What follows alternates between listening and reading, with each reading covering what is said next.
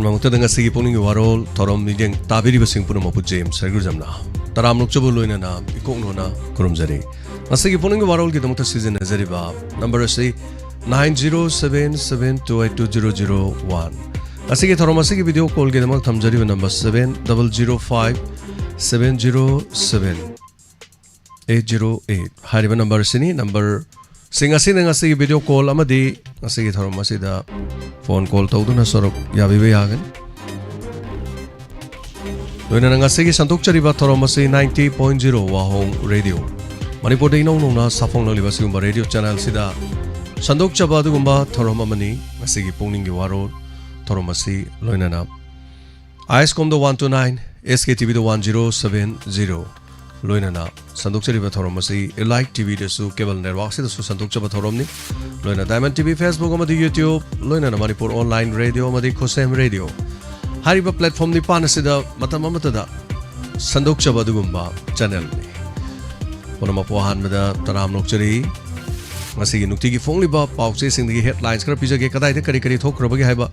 tentak po wapam sing myam da thamjari ahan mada sanale pautagi lokhachari concrete road ka hanjina ba yaw do de lambi sem gi project yang khai tarek ka pina na bas jet lengang na che ikre hari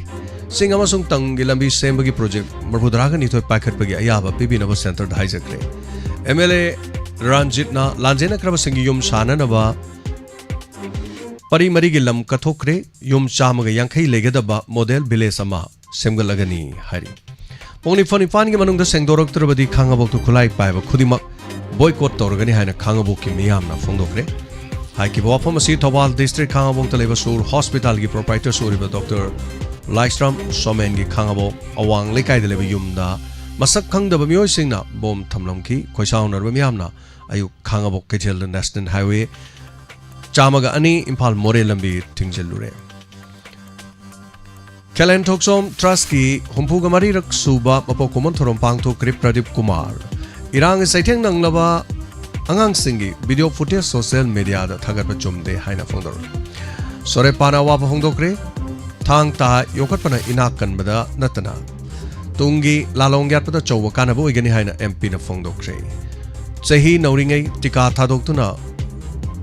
cervical breast cancer de ngak thok hausen bilasini na phongdorki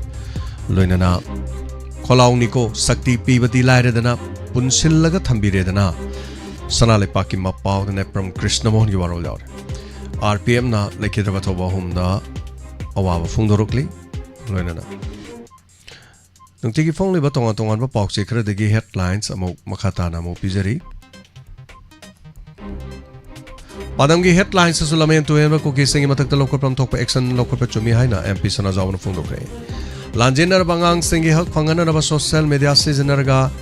Achumbalambida Sangsin Minasi Haiba Wapam Pradip Kasangi Waro Yari BJP members in drive Saruk Yari Basing the Siam Tagat Kre Sorepa Lake Hidrabato was in Yaulo Ohungimo from the Kaikum Navolakli Lengak Asinamato Ibagi Pangal Sagar Paki Motapuru Maselgi Kaibung Kaibung Tanana Honaduna Lady and a CPIM na Fondorokli Luenana Gulu Sofai Bamadi Nongdon Gima from the RPF PLNA Yawol Gikai Kumnabu Lugli Haibu Pausi Ayamada Luenamo Yauri Dr. Somen gi yumda bom thamna gi mayokta wakan mi fam chathaki miyamna mi fam phamdana warip kya loke pongni phoni pan gi manung da sengdorok trabadi khangabok to khulai paiba mata changba yadaba boycott tawba haina warip nakre loina na kanglei pa ki maira gi headlines su koring ngapi ni catering amadi trade license pai de binupi anina Kolkata Manipur Baban gi canteen salai ramadi gi thingjen khre hari loina na MABB na sinduna Mr. Kanglei Park Body Builder 2028 ki fang thukre Masana Masabu Jila Parishad Haijaba Laisram Bhumeshwar Karama Matamda Langthaban Esi Jila Parishad Uibagi Hana Bobin Hangak loina na government school da tamliba class 3 dagina 8 faw the lady mahiroi sing home soba state level competition pang thokre loina na Indian Constitution article amana Manipur territorial integrity ngak panatana topa chengak amata leite haina MPDM na phongdo pawaro law loina na hoyalam pawgi headlines kardang molokachage MLA humpugi manungda ahanbu oina lan nangniba singda K Ranjit ki thengbang serau sugunu Maikai asomda mayum makai lejadraba lanjinariba singi yum chamaga yankai sanana ba lau pari manga chawa inkol ama kathokre mafam asi maming konok thengra laikai haina kauragani haina lautokre yum cham yankai gi manungda nifuga mari leigadaba miyoi singi maming matha khomjile hari MCSCC main exam 2016 loinana kakthat lama matungda Manipur da re-exam su High Court of Manipur amuk hana khudi thigadoribra haibawaru saruna saba mitam gumlaba luchingba hoiraktana bagidama pangthokpani hana aims nam phongdopawaro nupa macha amana aeroplane da ganja puna bohona ramle haiba wafam se yauri chahi chamaga tha tare suraba uyum pokta gi nikthokjam tomana lamjan ba irabot ka theng nanaba thodok sing pawdam le haiba pawche se yauri loina Dr. Somen khangabok ta leiriba se mahkama yumda bom thamjilama du mayok tangarang lambi thingke habse pawche amada loina bag yaure sida natana hamungda pulap siram kiba mama masa ge roiba mathomang pangthok rehari loina na moirangi khulngakpa taret phuram le haiba paw masu yaw RPF pelegi Major Gulugi mangani lehun tambagi thoram pangthokre laikhidraba thobagi thawaina Manipur da imagi tampak te ingna chingna Othaduna leiba oirashanu haina RPM no phongdor powaro laure asigaroi ba paukse pongno phonggi headlines kara muk thamjari bom thamnamagi morelambi thingnore habo pham samana ne yaure MLA Ranjit Amha ki lopari manga pithoki bogi pham samana ne yaure laikhidraba journalist Kelen Thokchong ki humpugo mari raksuba mapokuma pangthokre separate administration phangdriba fawa ADC mikhalda mayok asida dumak legine hena cookie zone phongdo pawaro yaure laikhidraba thoba sing mafamda kaikhomna bo utpa wafam sing loina na lamentu enba cookie sing mathak matik sab action lokhat langi haiba wafam asiga loina mapan yoba paw mate matang pijari mapan yoba paw da hujiki oriba piba masida Russia China North Korea loina na Iran amato oina punkhibana malem da ahum suba world war thokna bi choba maram oirak lagadra haina mi paina ba ponare Russia, China, North Korea, amadi Iran. Hari balai pak mari asina amato oina amukto da punsin kiba asina malem da chobol lanfam amatholokadra haiba wafam ni. China ga thengna ba ngamna na ba America na Taiwan ga air defense ki system pirgani hari loina na Sheikh Hasina gi mathak ta murder case sani ga kunga manga pan khre hari loina na China gi Sol Typhoon haina khangna ba tamthira ba hacker group na Donald Trump ki mobile hack tawbungam khre hari Gaza da Israel gi bombing the Palestine contra hat khre loinana Russia da North Korean lanmi thajin bigi matang da South Korea na NATO ro pawdam pigadori Israel gi attack ta khut hanbagi hak lei haine Iran na mo phongdorokre asiga loinana loijare nungtigi phongliba pawche singdagi lokthok jaba maroiba pawkhra hanwa muktada si Facebook live te link sen biriba porma putoram lokchari loinana Asigi YouTube live streaming the libiriba thoromasiga hobo mukta the link simbirgliba mioi chamri busu hanana thachari taramok chari makata rakuse khogi number do call to bidana domadom na dongi puning the fawbiro po khol singadu phongdo piu thoromasi hodringe the call to biro masing na thorom horobani na call to biro aduga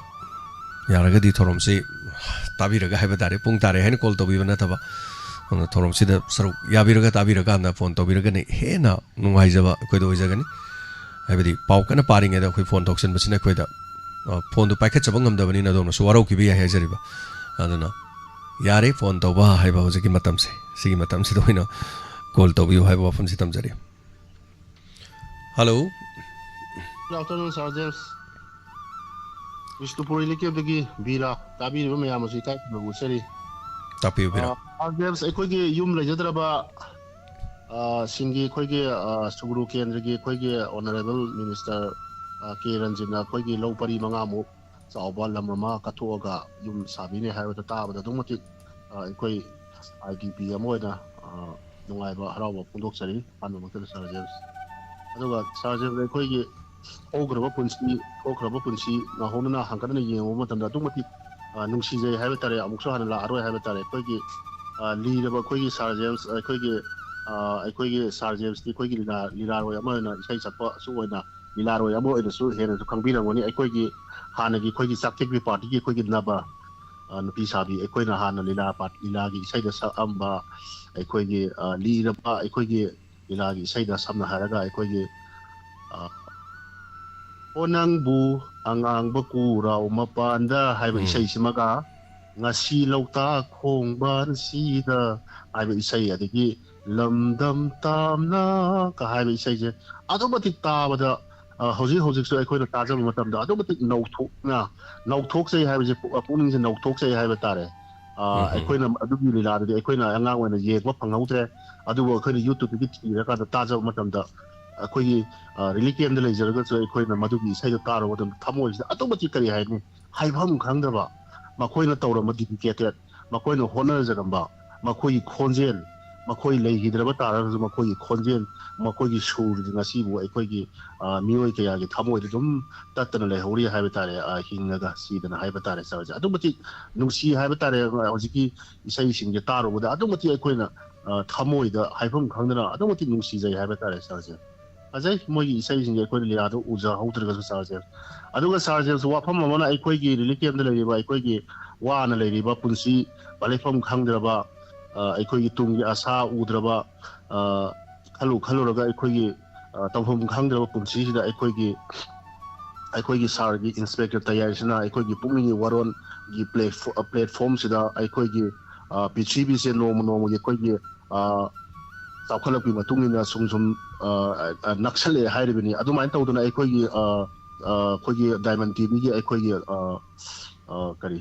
pungni waron gi platform sina aikoigi lamdam kaya digi kogi tongan wa kogi color sina tawbira matam da madugi awana madugi adigi nungai bo orasu lamdam dagi mapaw sing tabada adumatik nungai je hena family am oibagi kanodo hena naksanna plan Thaga chiri zabira sarjers dagi aikoina number lojara kana tawbu matam da aikoina sak unajadraga su as a diamond family oina samna harabda kogi mongsanga digi koi ise sunita ama adigi aikoigi pukhaudagi ima mema adigi aikoigi kanodagi ulowdagi aikoigi ise sunit sorry ise dilotama yamna close oina koigi machine mokwa mu oibagi aikoigi sak unajadraga su kari haigini hapta amada numi mari mangani lerakana tawjaba matamda kari haini machine mokwa mu oibagi as a family mu oibagi yamna kari haini koinadana yamna kari haigini sukhang draba kano sinsigi mari se koigi platform sidigi mateng haijaba tare yam close na awa ana bo oiro wari watai ngak sana bo oiro kari imung manu da kari thoige haiba wari watai sum sara jaba da batamda yam na kari haini machine mo pa mo oibagi kano do thaga cheu zabiro naksan halle haiba tare koigi diamond gi koigi mi warong gi platform se leijaram da tadi ngasi koina wanga wa pangjari ba ai koigi lanjela ba koigi pothabum khangdra ba koigi mioi besi waraba matamda koigi share and participation tawdragati share tawdragati aikoigi phongtokdragati awaba se sum nei sala leragati awaba se sum hele ha mani uzabira hele ni sarjers aduna sumana sum number sin launaraga as a diamond family amana isam samna sum tawru matamda aikoigi wakhanda su kitang stress nungai ba ma haw ma top na phange haba tare aduga sergeants inspector tayai amasung pungi warosina aikoigi pale phongthamda aikoigi damutati saraba kalengi nungsa marakta aikoigi urum thirapa matamda achauba urum amagi saklo lawriba inspector tayai amasung aikoigi pungni warosina oiribini haibase sergeant thank you nungai jare saruga birakpo zabira phagachari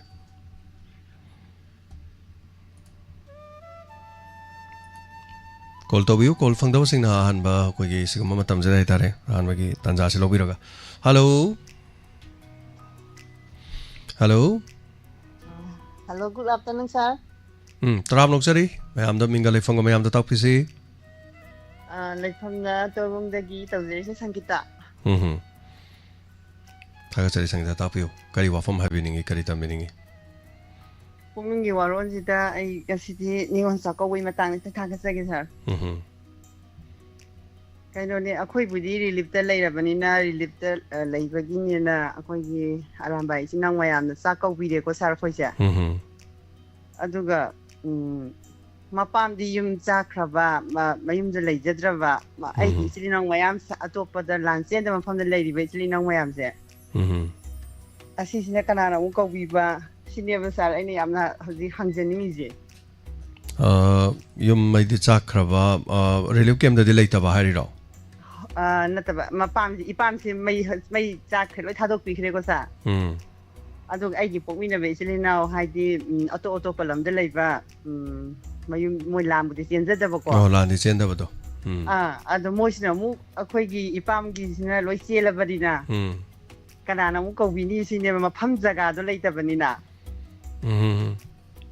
ado sa ina sin pung ngor ado bo ani do kitang di san adon da yam khanjal gum chitang sai ge amaduna mayum do mapam lei jada bai wan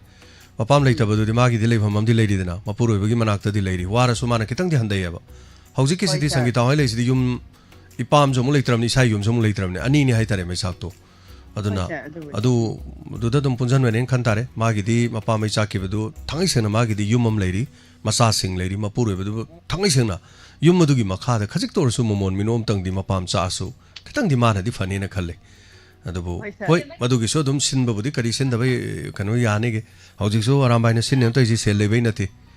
adu gi popang yam pi ni ha ba na ti numit chu kau thuk na na ba amadi lan chen ba gi awa ba sing milu pirang khajik tor su kang na bai na hona jari ni hai tare ko adu chan gi du su me tapi ba do atopa kari kari habining ba lei makha ta na habining ba lei ri ba kari kari phong dok pining ba lei ri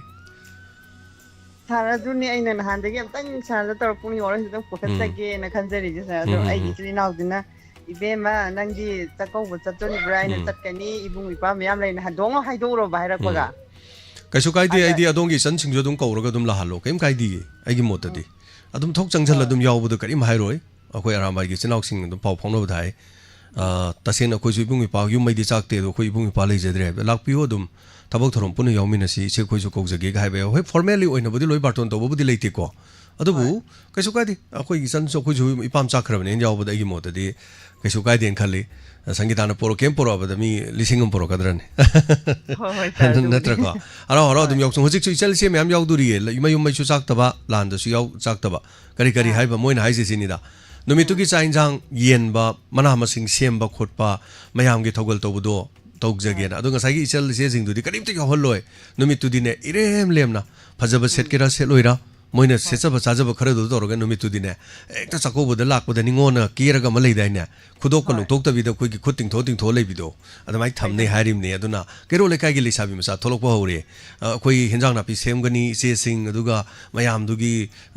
koi thabak yaw doi ne na tholok ba horon moi su yaw ba hi moi su cha doi ni da na adun sina ba yai adu magi mawang ma sem ne hai tare da sang ta ko tapi auto pakari leri ge sangta yare yam hai jara adu sangita hogi unit che kya no moi da sakong ne na habi na unit che unit number kya no khoi gi unit se kaya na wi adu bo khangda ba na bo no pala am do sar ai di kai no ne mi to ai kana doctor da se kap salu ba madu kaura roi dong ni sangita punsi da history moi horo dong ni aram bai gi unit number adu haibam di leram ga ne ba leram oi dra ai tin ni sa ai tin la to adu ni ai tin thangwei ban gi ko to yam nungai re adu khangjabada yam nungai re sangita aduga thagachari isana haibirak pase adu sangita gi manak to so khoi nong lakani to dum lakidram ne nomodi soi lakani sa lakpi ko soi na ai soi dana lakani aduga angang sing mayam ke lebudu gam tang una jagen to budagi amuk nasan amuk to leire adu khara kitang hai tare anta kitang kangkhalak bada ningon sa ko bo yoksal ko je naram baga je na isa je power se kangkhale hai tare ko aduna ningon sa ko sai bo di khara power kan nong male then khari ge minar season akoi sip kam am ta kap ya dra bani koi no adong ni khara mina sum sole har mase kap chet pini har mina khudung sa yam lawe adu kap du manung da dung kap lore mapan da kap roi dom ne no ko cho thagachari sangita ana torbung dagi chan sangita thona yam lebya thagachari wa ba se dum relief kem da lebna wa ba je khoine se wai ga haji yo ponte no thank you so much thagachari chan thorom saruga berak pase gi dama ai khoi sho kari ko makhar ji soidna to bani aduna thabak noi ro charage to tare aduna khoi gi daman gi lebra family mayam donors ki member mayam torogo ko koi kari no khara hoi to da be ade sem sa da na leira bani khara dum tau jarake aduna arambai gi sule bi unit sing je arambai gi unit ne dai ba yam thina sok bi unit yauri ba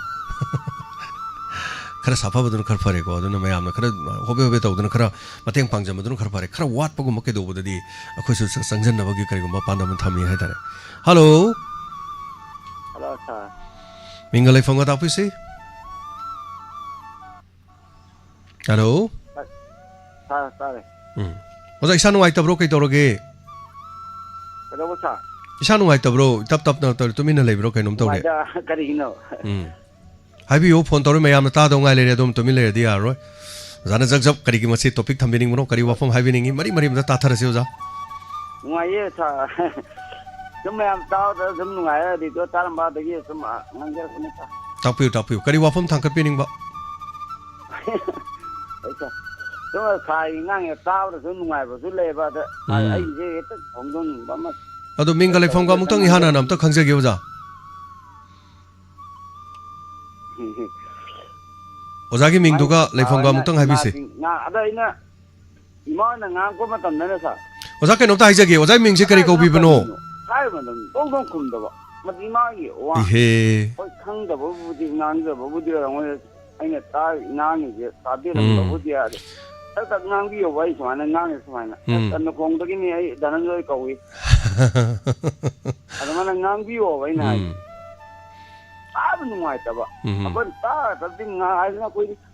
이마기 내가 이제 거는 난게도 보이 난게리 놓거나. 오자 딱 자리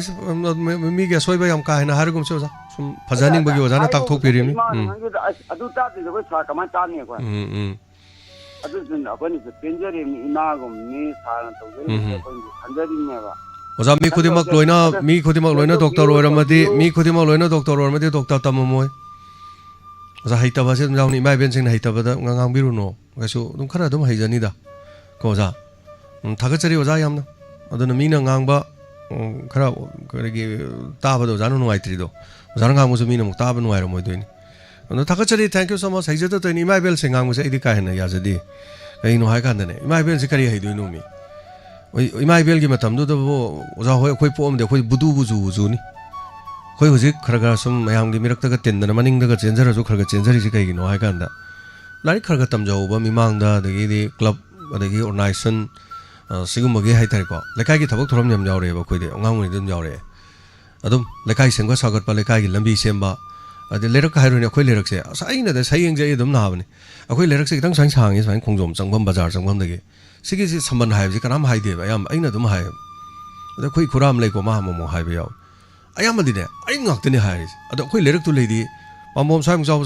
굴리 자고 간자 타고 좀 아마암 레이 아다 인 그런 간에 3번가 하이베 시보 아이나 ત디 송 레이터브란 आई हम फरे है नतेदा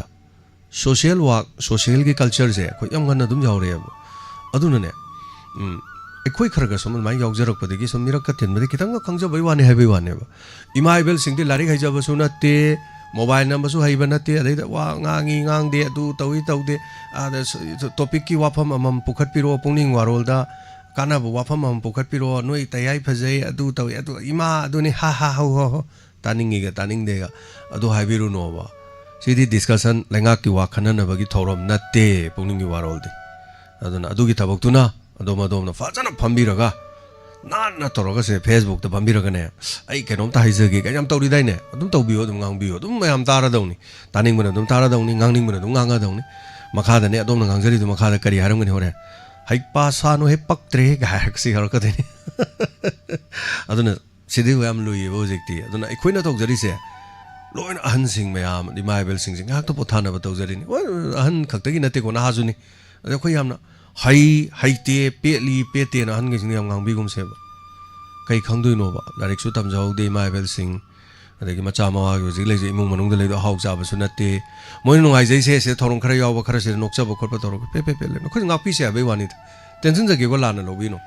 अदुना सिलेदा doctor engineer जम ति यावरो ये पाक सिलेदा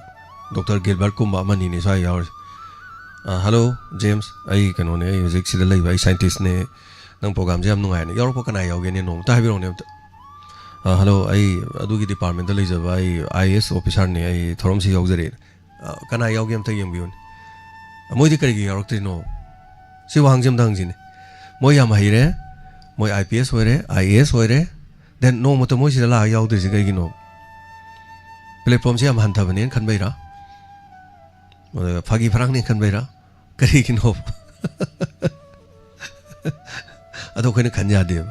माइसु माइ मथौ ma'am लेयो सिदे खोइ चंग देव अदुना मोइसु मोइ मथौ मो हेनजे खोइसु खोइ थौ मो हेनजे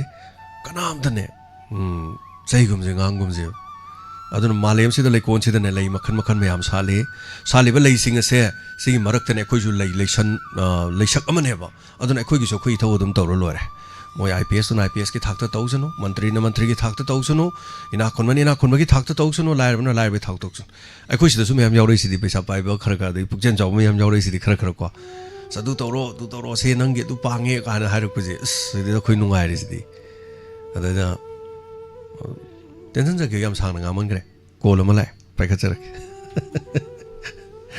hello ming amadi lai phomai bio inu aina ya choptegi mal jane ima je handak ti phone je yamna toiba male ko ado ima kanam tage hai bio ima na nok podu yam nungai je ima sakobudi kam dawrage Takau was koi di sarsian dugi manem sing thokam moi ki sagai ki manem sing thokam lai chalo ki phiroi shor gi ba ko oho aduna sakobasi yomdadi kaudraga su ado gatore nongan laga sakera na samina si cham na lo kani ta porka no na hai re hoi ado iman ne cha dai ningi se isa ki program jibu nungdang ki program ga jibu kita sangtokpa yadabro khajiktang tawjaribudu bok sige tawi ma sangto de pura sidokhradi kamai tawni ina isa sibati yati isa sibai mo tai pa hoi sige hai de do hai be yat kanam ta sigum ji sem ta yang wali ado isa ki program je nungai rakpa ka ya kapning magum kai gumba la ka dane he ka loi toki ba Tachi chwalage chale howa. Hoi ma ho walai bani na roi walai rini po bani na sidori bani ma adubu sanagi ge khara yamna Mahabharat ki lila je hodang hari bhem pok tang hari yamno Mahabharat ka yang wali sanagi se asra bege kano ga tuji ipong ga ji ta bu taning dre za taman na idi adugi kano ga loina keset ka loi lei bani na ko mayam ta kan do itagi wari zon ye koi taning je moi ki ipong ga duska taning de da Oi ma du ya ponte adu min haibe ya ponte ma do khoi khaktagi rule chat ya ponte ma ko kana gum su pol taning ye haibe mayam lai ni ma aduna mina nungai ro do bo haigum se ma ko hai oi bu chumme ba ko ima adu ni nga thong ba ta sa ba su ya de na madum morok me pasu yaw ni usop te yaw ri du di ko loi ba sagulai thong cha ni maiden cha ni everything ko mani amma ga ta sa jo ha ponte ba ima hona jage no mo gi khar ga ne soidana ba dum hona jage ma hoi mayam nuksi bi do dum tamina se koi ma do kano na apoi ge kano do gari gi do tang ma pan da tarang ne ba apoi eta kawi ne ha kari do bu kari noi ma idi kari do khang di dollar gi do oh donor gi do yani ma ta ge ta san dum yara kan da dum toro ge ani sai ma elo apoi tang ma pan da lak ba ngam ri ge na khan na di koi gai tang ma pan di am jam chin manumit oi ni ma aduga kano akoi iman na di mayam am sere mai manga sa kani hari ya oi ma nipan dara tara dara lak pio ma pan je kitang silani aduga tara jina mo tayai gi inspector tayai gi ma pong numine hai tare aduna adu tama pan ji kha sinda bodi nongi ni sondara lagi ne hoi ma mai toro sikoi ma aduna aina inspector tayai gi ma pong numine hai badi November ki tang tara si inspector tayai ihana na sandoki banu minne ba aduna inspector tayai nga si lising amaga chahum surak do re aduna lady ba mayam se ko aduna kari tawe ha do yemina si mapok numit kana ningsing ba sa taina te siguma mapok numit se da su akoina tongan ba koi oja sing mayam na pibirak pa radio khara su koina leijaga da bani radio su pulap amukta da sabana na leiraga tawge na leiri bigada ba khara su damaina khanga charaga khudong chaja da ba sing hai ba dare adumana tawjari ma thaga chari thorom da soruga biro ko nga sa aina hai ki do koi lerak semagi hai do nuksi ba koi pabung omjo lei gidre anta pabung je ma je aine khang padi ko koi lerak se jo ma je am pana ba mi ne ai ga woji ki pabung je am pani mai ji tha noi ne ba man mai je tara je ko la ni li ko la ga mai tham da phaw jan ado khoi lerak tu leibu ne balap leibu ji bani khang na balap se leine ba ai su dukan ma cham pham ni na balap lo pa kun pi bam leibu bo ai su kai su kan de ma so hotel pham me ba du na mayum da gi lok tho ga balap se thalam doi ne ba ꯅꯨꯡꯉꯥꯏꯈ꯭ꯔꯖꯥꯠꯅꯤ ꯂꯩꯈꯤꯗ꯭ꯔꯦ ꯄꯥꯕꯨꯡꯗꯣ ꯌꯥꯝ ꯅꯨꯡꯁꯤꯌꯦ ꯑꯩ ꯔꯦꯗꯤꯑꯣꯁꯦ radio ꯇꯣꯛꯈꯤꯕꯗꯅꯦ ꯃꯥꯅ ꯁꯦꯀꯧ ꯂꯥꯛꯑꯦ ꯃꯁꯥꯗꯣ ꯇꯧꯔꯒ ꯑꯗꯨꯒ ꯅꯪ ꯔꯦꯗꯤꯑꯣꯗꯣ ꯀꯔꯝ ꯀꯥꯟꯗ ꯇꯧꯗꯣꯏꯅꯣ ꯃꯦꯟ ꯇꯧꯔꯦ ꯑꯁ ꯄꯥꯕꯨꯡ ꯔꯦꯗꯤꯑꯣꯗꯣ ꯍꯧꯖꯤꯛ ꯄ꯭ꯔꯞ ꯇꯧꯕ ꯌꯥꯗꯦ ꯑꯗꯣ ꯆꯦꯅꯦꯜꯁꯦ ꯇꯤꯚꯤ ꯆꯦꯅꯦꯜꯗ ꯌꯥꯎꯔꯦ ꯅꯍꯥꯟ ꯑꯍꯥꯟꯕꯗ GTPL ꯀꯦꯕꯜꯗ ꯌꯥꯎꯋꯦ ꯑꯁ ꯅꯪ GTPLꯗ ꯌꯥꯎꯔꯦ ꯅꯪ ISTV ꯀꯣꯠꯂꯝꯕꯅꯤ ꯑꯗꯣ GTPLꯗꯣ ꯑꯝꯇ ꯁꯝꯖꯜꯂꯣꯅ ꯍꯥꯏ ꯀꯛꯆꯤꯡꯗ ꯃꯤ ꯀꯧꯔꯦ ꯑꯃꯨꯛ ꯁꯝꯖꯜꯂꯦ ꯑꯗꯩ ꯁꯝꯃꯀꯥꯟꯗ ꯆꯦꯅꯦꯜꯁꯦ ꯑꯃꯨꯛ ꯈꯔ ꯆꯞꯄꯗꯨꯅꯦꯕꯀꯣ ꯆꯦꯅꯦꯜꯁꯦ ꯈꯔ ꯁꯨꯝ ꯆꯞꯄ ꯑꯗꯩ ꯑꯁ ꯃꯥꯅ ꯅꯪꯒꯤꯗꯣ ꯆꯞꯄꯦꯅꯦ ꯍꯥꯏꯅꯤ ꯑꯗꯣ ꯑꯁ ꯃꯗꯨꯗꯤ ꯑꯩꯅ ꯁꯦꯝꯗꯧ ꯅꯠꯇꯦ ꯀꯦꯕꯟ ꯀꯥꯡꯕꯨꯅ ꯁꯦꯝꯗꯧꯅꯦꯅ ꯀꯦꯕꯟ ꯀꯥꯡꯕꯨ ꯑꯃꯨꯛ ꯀꯧꯔꯦ ꯃꯗꯩ ꯃꯥꯒ ꯑꯃꯨꯛ ꯂꯥꯎꯅꯩ ꯁꯦꯝꯃꯤ ꯑꯩꯈꯣꯏ ꯊꯧꯔꯝꯁꯦ ꯇꯥꯖꯗꯧꯒꯤꯅꯦ ꯌꯥꯝ ꯀꯟꯅ ꯍꯣꯠꯅꯔꯝꯃꯤ ꯑꯗꯩ ꯆꯞꯄꯗꯩ ꯃꯁꯥꯗꯣ ꯈꯔ ꯑꯗꯨꯝ ꯅꯥꯁꯜꯂꯛꯈ꯭ꯔꯦ ꯈꯔ ꯑꯗꯩ ꯁꯨꯝ ꯁꯣꯟꯖꯜꯂꯛꯈ꯭ꯔꯦ ꯃꯃꯩ ꯊꯪꯗꯗꯤ ꯑꯩꯅ ꯔꯦꯗꯤꯑꯣ ꯇꯧꯕ ꯍꯧꯔꯀꯥꯟꯗꯗꯤ ꯃꯥ ꯂꯩꯗꯤ ꯂꯩꯔꯝꯃꯦꯕ ꯍꯤꯡꯉꯝꯃꯦ ꯑꯩ ꯐꯦꯕꯋꯥꯔꯤꯒꯤ ꯇꯥꯡ 4ꯗꯒꯤ ꯑꯍꯥꯟꯕ ꯇꯦꯁ ꯇꯧꯕꯅꯤꯗꯅ ꯔꯦꯗꯤꯑꯣꯁꯦ ꯑꯗꯣ ꯑꯣꯒꯁꯀꯤ 4ꯗꯅꯦꯕ ꯑꯃꯨꯛ ꯃꯌꯥꯝꯅ ꯁꯤꯟꯅꯔꯦꯅ ꯍꯥꯏꯕꯗꯨꯅ ꯑꯗꯣ ꯊꯥꯕ ꯍꯧꯕꯗꯤ ꯐꯦꯕꯋꯥꯔꯤꯗꯩꯅꯦꯕ ꯂꯥꯏꯕꯛ ꯊꯤꯕꯅ ꯍꯦꯛ ꯊꯥꯕ ꯑꯩꯈꯣꯏ ꯁ꯭ꯋꯥꯏ ꯈꯣꯡꯖꯣꯝ ꯐꯥꯗꯕ ꯑꯇꯩ ꯂꯣꯏ ꯐꯥꯔꯒ ꯁ꯭ꯋꯥꯏꯗ ꯐꯥꯕꯒꯤ ꯀꯩꯅꯣꯁꯦ ꯁꯤꯒꯅꯦꯜꯁꯦ ꯈꯔ ꯋꯥꯕ ꯍꯥꯏꯇꯥꯔꯦ ꯑꯗꯣ ꯍꯧꯖꯤꯛꯇꯤ ꯁ꯭ꯋꯥꯏꯗ ꯐꯥꯔꯦ ꯑꯩꯈꯣꯏ ꯏꯃꯥꯗꯁꯨ ꯇꯥꯔꯤ ꯍꯥꯏꯇꯥꯔꯦ ꯑꯗꯨꯅ ꯌꯥꯝ ꯅꯨꯡꯁꯤꯕ ꯏꯃꯨꯡꯁꯦ ꯑꯗ ꯌꯥꯝ ꯅꯨꯡꯁꯤꯖꯥꯠꯅꯤ ꯑꯩꯒꯤ ꯂꯩꯀꯥꯏꯅ ꯑꯩ ꯄꯔꯦꯡꯅꯤ ꯌꯨꯝ 1 2 3 4 ꯍꯥꯏꯔ ꯂꯩꯕꯅꯤ ꯕꯥꯃꯣꯟ ꯏꯃꯨꯡꯅꯦ ꯑꯗ ꯕꯥꯃꯣꯟ ꯏꯃꯨꯡꯁꯦ ꯑꯩꯈꯣꯏꯒꯤ ꯆꯥꯎꯐꯝꯅꯦ ꯍꯥꯏꯇꯥꯔꯦ ꯑꯩꯅ ꯏꯁꯩ ꯇꯥꯔꯛꯄ ꯃꯣꯏ ꯏꯃꯨꯡꯗ ꯑꯗꯒꯤ ꯃꯣꯏ ꯄꯥꯕꯨꯡ ꯅꯥꯀꯟꯗ ꯊꯪꯅꯕ ꯑꯃ ꯂꯩ ꯑꯗꯒꯤ ꯃꯥꯟꯗꯣꯞ ꯑꯃ ꯂꯩꯔꯦ ꯃꯥꯟꯗꯣꯞꯇꯨꯗ ꯑꯩꯈꯣꯏ ꯁꯥꯟꯅꯐꯝꯅꯤ ꯄꯨꯟꯐꯝꯅꯤ ꯕꯦꯗꯃꯤꯟꯇꯟ ꯁꯥꯟꯅꯕ ꯑꯗꯒꯤ ꯑꯃ ꯅꯨꯡꯁꯤꯖꯥꯠꯅꯤ ꯑꯗꯨꯅ ꯃꯥꯟꯇꯣꯞ ꯈꯥꯏꯗꯣ ꯑꯩꯅ ꯅꯣꯡꯃꯗ ꯑꯩꯅ ꯍꯥꯏꯔꯅꯤ ꯑꯁ ꯃꯥꯟꯇꯣꯞꯁꯦ ꯑꯩꯈꯣꯏ ꯑꯉꯥꯡ ꯑꯣꯏꯔꯤꯉꯩꯗꯤ ꯁꯥꯟꯅ ꯃꯥꯟꯇꯣꯞꯁꯦ ꯂꯣꯏ ꯄꯠꯂꯦꯗꯣ ꯀꯥꯏꯅ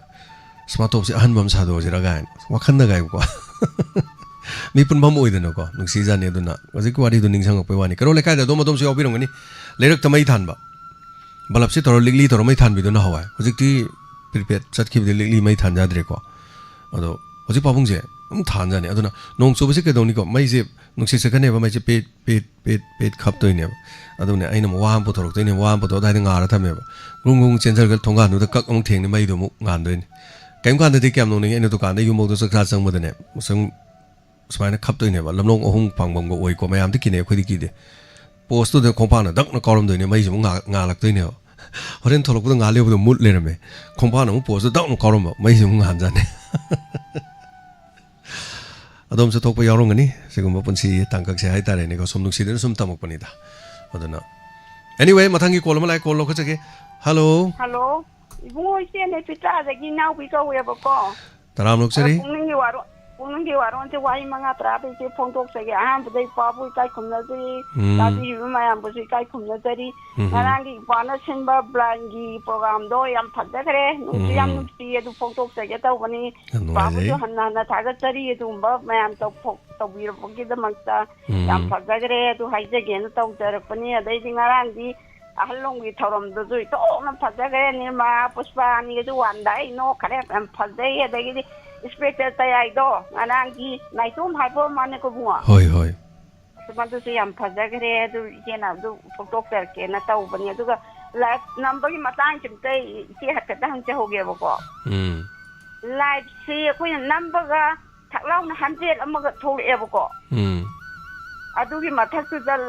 ꯀꯩ ꯑꯃ ꯂꯦꯐ ꯁꯥꯏड ꯑꯃ ꯂꯩꯔꯤꯕ ꯃꯊꯛꯇꯨ ꯌꯥꯔꯕ ꯑꯗꯨ ꯅꯝꯃꯒ ꯑꯗꯨꯝ ꯌꯥꯕ꯭ꯔꯥ ꯑꯗꯨꯗ ꯅꯠꯇꯦ ꯑꯗꯨꯗꯁꯨ ꯅꯝꯕ ꯌꯥꯏ ꯑꯗꯨꯗꯤ ꯄꯪꯅꯝꯗ ꯅꯝꯕ ꯌꯥꯏ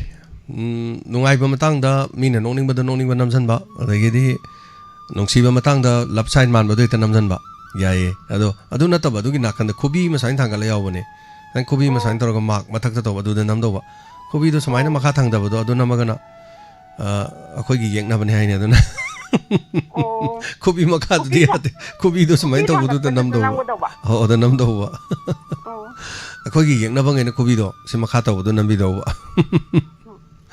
ꯋꯥꯔꯤ ꯋꯥꯅꯤꯗ ꯐꯥꯒꯤ ꯇꯧꯔꯤꯅꯤ ꯑꯗꯣ ꯍꯧꯖꯤꯛꯀꯤ ꯃꯊꯛꯇꯣ ꯈꯨꯕꯤ ꯃꯊꯛꯇꯣ ꯑꯗꯨꯝ ꯅꯝꯕꯤꯔ ꯂꯣꯏꯔꯦꯗ ꯑꯇꯩꯗꯤ ꯀꯩꯁꯨ ꯂꯩꯇꯦ ꯉꯔꯥꯡ ꯏꯁꯩ ꯅꯨꯡꯉꯥꯏꯅ ꯇꯥꯛꯄꯤꯔꯛꯄꯗꯣ ꯌꯥꯝ ꯅꯨꯡꯉꯥꯏꯖꯩ ꯃꯔꯝꯗꯤ ꯉꯔꯥꯡ ꯊꯧꯔꯝꯁꯤ ꯊꯋꯥꯏ ꯌꯥꯎꯅ ꯌꯥꯝꯅ ꯍꯣꯠꯅꯖꯕ ꯊꯧꯔꯝꯅꯤ ꯑꯗꯣ ꯊꯧꯔꯝꯁꯤ ꯌꯥꯝ ꯁꯦꯡꯅ ꯍꯥꯏꯔꯒꯗꯤ ꯉꯔꯥꯡ ꯊꯧꯔꯝꯁꯤ ꯇꯣꯛꯑꯕ ꯊꯧꯔꯝꯅꯦꯕ ꯀꯔꯤꯅꯣꯗ ꯕ꯭ꯂꯥꯏꯟꯒꯤ ꯍꯥꯏꯈꯤꯕ ꯃꯌꯥꯝꯁꯦ ꯑꯩꯅ ꯁꯤꯟꯅꯈꯤꯕꯁꯤ ꯄ꯭ꯔꯣꯒ꯭ꯔꯥꯝꯁꯤ ꯂꯣꯏ ꯌꯩꯊꯣꯔꯛꯑꯕꯅꯤ ꯍꯌꯦꯡ ꯇꯧꯔꯒꯨꯝꯁꯦꯅ ꯑꯗ ꯉꯔꯥꯡꯁꯤ ꯇꯧꯔꯒꯨꯝꯁꯦꯅ ꯂꯣꯏ ꯌꯩꯊꯣꯔꯛꯑꯕꯅꯤ ꯀꯔꯤꯅꯣ ꯃꯤ ꯃꯌꯥꯝ ꯄꯨꯝꯅꯃꯛꯇ ꯍꯥꯏꯈ꯭ꯔꯒ ꯊꯧꯔꯝ ꯌꯩꯊꯣꯛꯄ ꯍꯥꯏꯁꯤꯕꯨ ꯀꯔꯤꯅꯣꯅ ꯈꯔ ꯀꯟꯗꯤꯁꯟ ꯈꯔ ꯁ꯭ꯀꯨꯜꯗꯒꯤ ꯊꯣꯛꯄ ꯌꯥꯏꯒ ꯌꯥꯗꯦꯒ ꯂꯧꯕꯤꯅꯕ ꯂꯩꯒ ꯂꯩꯇꯦꯒ ꯑꯗꯩ ꯒꯥꯔꯖꯤꯌꯥꯟꯒꯤ ꯀꯔꯤ ꯍꯣꯏ ꯕ꯭ꯂꯥꯏꯟꯁꯤꯡ ꯍꯥꯏꯕꯗꯤ ꯀꯃꯥꯏꯅꯕꯨꯗꯤ ꯀꯥꯔ ꯊꯧꯔꯨꯅꯤ ꯑꯗꯨꯅ ꯃꯁꯥꯃꯛꯅ ꯏꯃꯨꯡ ꯃꯅꯨꯡꯒꯤ ꯂꯩꯔꯁꯨ ꯌꯥꯎꯏ ꯂꯩꯇꯕꯁꯨ ꯌꯥꯎꯏ aduna khudong chadaba mayam leibani na ko adu ina kera gyam khun bai mungi blind gi di adu madu di yaw banate anyway school dagi mong lokthok kadaba leiba boarding gi kano dam haina gadaba mong leiba adu aina haina aduk sangna ina matam pi gi du loina senu du ya graboi ningba adu thorom dai du di leitre ni mi se aisu yadre aisu ngamdre amosu ngamdre na harakan program ji tok pada leigre adai da ini sol khurume karino tawrisi bon adu akas nang di aina nong da hairo bani nang yaw da ba yaro nang lao nang mi khara poro arai ba mi khara poro haidana tawre adagi di nanau bim sabado program jai nong da haibana tra nan ke do bai soi du no lak to sunga yaro ma gari leite gari leigre leiro ra gari mo wairo nang gari pesa do pirani lao lak to sunga yaro haidana tawdana lakani na lai aduni moi lakpa du da pung ohum desta thunga do duna pung taru makhai thungjale somda di aidi lore adai mic panchala leiram ni video camera light loi na leiram moi laktre somda dagi mi kun mari manga saba thakpa gi do si thongdana thaktana se bandari me am langdana leiraga mi dum ta laksalaktrabane ba aina loire ngasi punchi je ngasi di james aguru jamji pura haikru akang madong lelane khalure ne adai da ina hajaru bani lilika nangang si aini sei san gane na haigiba mit uzadaba kakching dagi se maga dagi moigi principal da hairaga ai ma budi hana de haira bane na adu ma budi moidi lakani hai moidi ataina nekpa nate aina school da haijabani adagi makoi school da so khoina madam sarawla taro khone tv ma piru budo aduna principal duna hara hara duna ukhurul dagi tangkul mane tangkul angang nuksiba inspector tayai da crazy oiba ma de gangmai gi makhon ga sari do yum daga leiraga adagi yening ho lagle gane ta saksani ngonaga ado ngang du nung sibne ba ngarang yening ho lagle dai sa laudre aduga sa la madi am nungai done ado mathang function to buda dum porke maram de khoi gi mai ngak pi de moina ga to bi bu yam nungai jai aduga ngarang gi thorom nungai na tak pi rak pod message mayam lak pa se si yam nungai jai adu hoji hoji puning gi warol di han han boina habirak pa gi dum thaga chari atai kari kari habining ba leiri tapio nana hoi akas oi masak khangja hore am nusigere adu haijaraga ite thamjarage thank you akasu yam haibane dum mit udaba mana keyboard ma se khongi jong se si angak pani ba se ai su keyboard player ni ado mit ai di urga tamgi bani ko adai hoji khong obudi mit usalaga dum pairaga bar di khong ne bado ma dong na smani yang na ka tawdana mit usalaga nang sin namo har dai song ngamoy ad ma di selection ka tawri se basi ma ko nong thol le ma mo thol le ki ka nammi sa ide hero ado anyway thank you so much ngrang gi am mai pakre ana chauba mai pak pa mane na dum haijage aduga matung tarak pa so dum khoi wakhalun manaba mayama kari kari leibage habadu yeminar kanda tanja char kanda hona jarke matang na matam na porok poisonu aduga yam nungai jakre ngrang gi soi nen toromo soi gi debadu gi damak hello mingalai phone habiu tok tagi bina ni sara hambok ta sawi kai khunno chari taram chari tapiu kari wafam habiningi inde phaujar ko nungai bam tang sung ngai ta bam tang phongtok jake habiu nungai ta bse nai jake ko habiu ang kuntaruk ta I nongko kai themam bida lana thoram ma jasaba moi gi lamben do aduke matik nungai hokre sa koi nungai te haistagi moina mu hena nungai hidra adu gari ji thowa sapda khoi gi kai haini pura koksi ju pura phun nga ta ngai re adagi san ga loina loire moi gi lamben je adu aina nungai da bagi ai gi jaga mo nasadraga zu line di pun banina hoi di mari laina bana kitang di yeng chen biraga nung kitang thabi da zu karigumbada delivery pukhalak pataraga di nupi gi khwai gi awaba tanja to aina nungai da ba simamuk leijare ko sa gamu ngarangi blangi kolam na so habiki haji aduke mati nungai jaba aduga pung manga de hongni na sa na mamang da habi ko as ngai jaba da yang wara ba tasinga ta thongtoga adu ga di lakse tamoi bani mai je thire lakse song phang da ba adai di as han hai ga khopani je sum phamme adu pung tare ta ga da kitang wali ngai da phangye ba sau đó he yeng lo min hai ta mo na ade ai su thai mai thada ngam bi bani yeng na re aduga hadi koi gi ma hwai koi na ga yum da lai nge da ngang khara oi nge gi koi gi I ma hau gi sai yum sak pi gi bodo I ma hau na te kari film do dia ga amma ma song an mani ha adugi sai do ma sak pi rak pada as ai laitana nuksijaba ma poeba angangdo mana saksari isai duga mani wakhalonjiga koina sum chingjanjaru ba haitare moina kari budi uruba phangi moida ꯃꯤꯔꯥꯏꯕꯤꯕꯗꯤ ꯌꯥꯗꯦ ꯊꯧꯒꯠꯄꯤꯕ ꯁꯥꯔꯅ ꯑꯗꯨꯛꯀꯤ ꯃꯇꯤꯛ ꯊꯧꯅꯥꯗꯣ ꯑꯩꯈꯣꯏꯅ ꯌꯥꯝꯅ ꯅꯨꯡꯉꯥꯏꯖꯕ ꯌꯦꯡꯕꯗ ꯑꯗꯒꯤ ꯀꯔꯤ ꯀꯝꯃꯩ ꯁꯥꯔꯒ ꯑꯗꯒꯤ ꯀꯩꯅꯣꯗꯒ ꯃꯥꯅ ꯏꯁꯩꯒ ꯇꯧꯍꯟꯕ ꯑꯗꯒꯤ ꯅꯪꯉꯣꯟꯗꯔꯣ ꯀꯥꯟ ꯁꯥꯔꯅ ꯍꯥꯏꯕꯗꯣ ꯌꯥꯝꯅ ꯇꯥꯕꯗ ꯌꯥꯝ ꯅꯨꯡꯉꯥꯏꯖꯕ ꯍꯥꯏꯇꯥꯔꯦ ꯍꯣꯏ ꯑꯗꯨꯒ ꯈꯤꯇꯪ ꯅꯣꯛꯅꯤꯡꯕ ꯍꯥꯏꯇꯥꯔꯦ ꯑꯗꯨꯅ ꯉꯁꯥꯏ ꯑꯌꯨꯛꯀꯤ ꯑꯩꯅ ꯔꯦꯗꯤꯑꯣꯁꯦ ꯑꯩꯈꯣꯏꯗꯤ ꯍꯥꯎꯁ ꯋꯥꯏꯐ ꯑꯣꯏꯕꯅꯤ ꯑꯉꯥꯡ ꯅꯨꯕꯤꯒꯤ ꯑꯃꯒꯤ ꯁꯨꯝ ꯆꯥꯛ ꯏꯁꯤꯡꯒꯤ ꯊꯣꯡꯉꯒ ꯀꯩꯗꯧꯕꯅꯤ ꯔꯦꯗꯤꯑꯣꯁꯦ ꯐꯥꯕ ꯁꯨꯡꯐꯪ ꯐꯪꯗ꯭ꯔꯕ ꯑꯩꯒꯤ ꯐꯥꯐꯝ ꯑꯝꯇꯪ ꯂꯩꯖꯩꯌꯦꯕꯀꯣ ꯃꯐꯝꯁꯤꯗ ꯄꯨꯊꯣꯛꯄꯁꯦ ꯁꯨꯡꯐꯪ ꯐꯪꯗ꯭ꯔꯕ ꯃꯐꯝꯁꯦ ꯑꯁꯦꯡꯕ ꯏꯁꯥꯒꯤ ꯂꯝꯁꯦ ꯀꯔꯤꯅꯦꯕ ꯌꯥꯏꯄꯣꯛꯇꯣ ꯌꯥꯏꯄꯣꯛ ꯇꯣꯞꯇ ꯔꯦꯗꯤꯑꯣ ꯐꯪꯗ꯭ꯔꯤꯗꯤ ꯀꯔꯤꯒꯤꯅꯣ ꯅꯠꯇꯦ ꯐꯪꯗꯤ nahangaydi ꯂꯣꯏ ꯑꯗꯨꯝ ꯅꯨꯡꯉꯥꯏꯕ ꯉꯁꯤꯒꯤ ꯈꯇꯪ ꯑꯩꯒꯤ ꯑꯣꯏꯅ ꯔꯦꯗꯤꯑꯣꯁꯤꯔꯥ ꯑꯗꯨꯒ ꯑꯩ ꯐꯣꯟꯗ ꯑꯃꯨꯛ ꯌꯦꯡꯉꯦ ꯐꯣꯟꯗ ꯌꯦꯡꯀꯥꯟꯗꯗꯤ ꯌꯥꯔꯕ ꯑꯗꯨ ꯔꯦꯗꯤꯑꯣꯁꯦ ꯁꯨꯝ ꯐꯤꯒꯨꯝꯕ ꯁꯥꯕꯅꯤꯅ ꯇꯧꯕꯁꯤꯗ ꯑꯩꯈꯣꯏ ꯐꯪꯗ꯭ꯔꯕ ꯃꯐꯝ ꯑꯅꯤꯈꯛꯇꯪ ꯂꯩꯌꯦꯕ ꯑꯩꯒꯤ ꯐꯪꯐꯝ ꯑꯃ ꯔꯦꯗꯤꯑꯣꯁꯦ ꯌꯥꯔꯛꯇ꯭ꯔꯀꯥꯟꯗ ꯑꯩꯅ ꯆꯠꯂꯒ ꯌꯦꯡꯉꯦ ꯑꯗ ꯑꯩꯈꯣꯏ ꯇꯥꯃꯣꯁꯤꯅ ꯀꯔꯤꯅꯣ ꯃꯁꯤ ꯅꯨꯄꯤꯁꯤꯅ ꯀꯣꯏꯊꯤ ꯊꯤꯔ ꯆꯠꯂꯤꯁꯤꯕꯣ ꯍꯥꯏ ꯑꯗ ꯑꯩꯅ ꯋꯥꯍꯣꯡ ꯔꯦꯗꯤꯑꯣ ꯗꯥꯏꯃꯟ ꯇꯤꯚꯤ ꯊꯤꯔꯤꯃꯤꯅ ꯍꯥꯏꯕ ꯑꯣ ꯅꯪ ꯊꯣꯛꯄ ꯇꯧꯔꯣ ꯍꯥꯏꯕ ꯑꯗꯨꯒ ꯃꯤꯅꯤꯠ 5-10ꯁꯦ ꯐꯪꯗ꯭ꯔꯦꯅꯦ ꯏꯅꯥꯎꯄꯤꯒꯤ ꯃꯐꯝꯗ ꯑꯃꯨꯛ ꯆꯦꯜꯂꯦ ꯑꯩꯁꯦ ꯑꯗꯨꯒꯗꯤ ꯏꯅꯥꯎꯄꯤ ꯃꯐꯝꯗ ꯌꯧꯀꯥꯟꯗꯗꯤ ꯐꯪꯗꯣꯔꯛꯑꯦ ꯑꯗꯨ ꯐꯪꯉꯒ ꯇꯥꯔ ꯂꯥꯛꯑꯒ ꯐꯤ ꯊꯥꯐꯝꯗ ꯑꯃꯨꯛ ꯊꯝꯃꯦ ꯁꯤꯁꯦ ꯑꯩꯒꯤ ꯔꯦꯗꯤꯑꯣꯅ ꯑꯣꯏꯔꯝꯕ ꯌꯥꯏ ꯑꯗꯨꯒ ꯀꯔꯤ ꯊꯝꯐꯝꯅꯔꯥ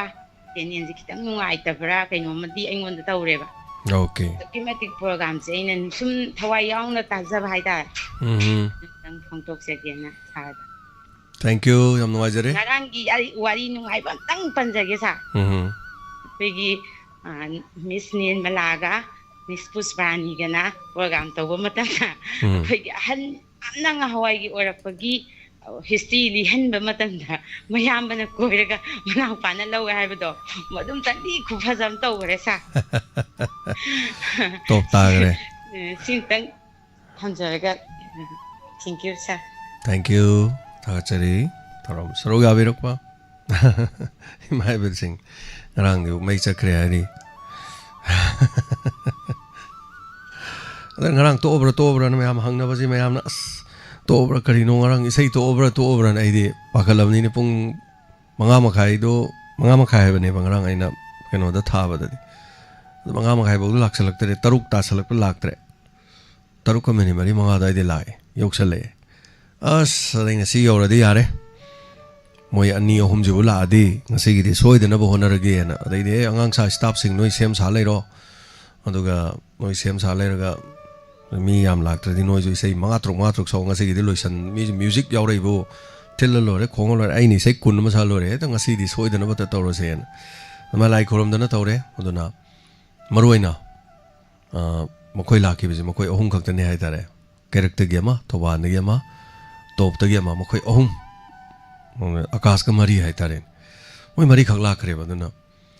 ꯄꯨꯝꯅꯃꯛꯁꯤ ꯑꯗꯨꯝ ꯏꯁꯣꯔꯅꯗꯤ ꯑꯗꯨꯝ ꯆꯥꯅꯕ ꯁꯤꯟꯈ꯭ꯔꯦ ꯑꯩꯅ 2 ꯑꯃ ꯄꯣꯔꯛꯑꯒ ꯍꯥꯏꯕ ꯇꯥꯔꯦ ꯑꯩꯅ ꯕ꯭ꯂꯥꯏꯟ ꯃꯤꯁꯟꯒꯤ ꯕ꯭ꯂꯥꯏꯟ ꯁ꯭ꯀꯨꯜꯗꯒꯤ 2 ꯑꯃꯒ ꯂꯧꯔꯨꯕꯅꯦ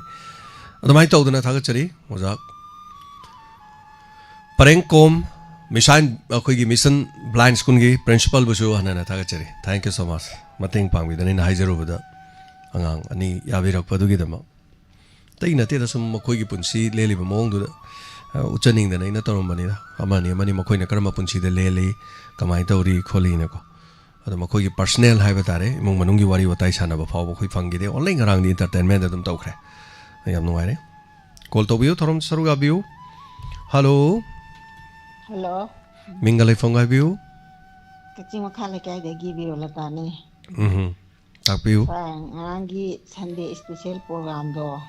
ꯎꯗ꯭ꯔꯕꯁꯤꯡꯒꯤ ꯃꯈꯣꯏꯒꯤ ꯇꯦꯂꯦꯟꯁꯤꯡꯗꯣ ꯎꯔꯨꯕꯗꯅꯦ ꯏꯁꯥꯗ ꯐꯥꯎꯈꯤꯕ ꯆꯤꯟꯁꯤꯅ ꯍꯥꯏꯗꯣꯛꯄꯗ ꯂꯣꯏꯕ ꯅꯥꯏꯔꯣꯏꯗꯕ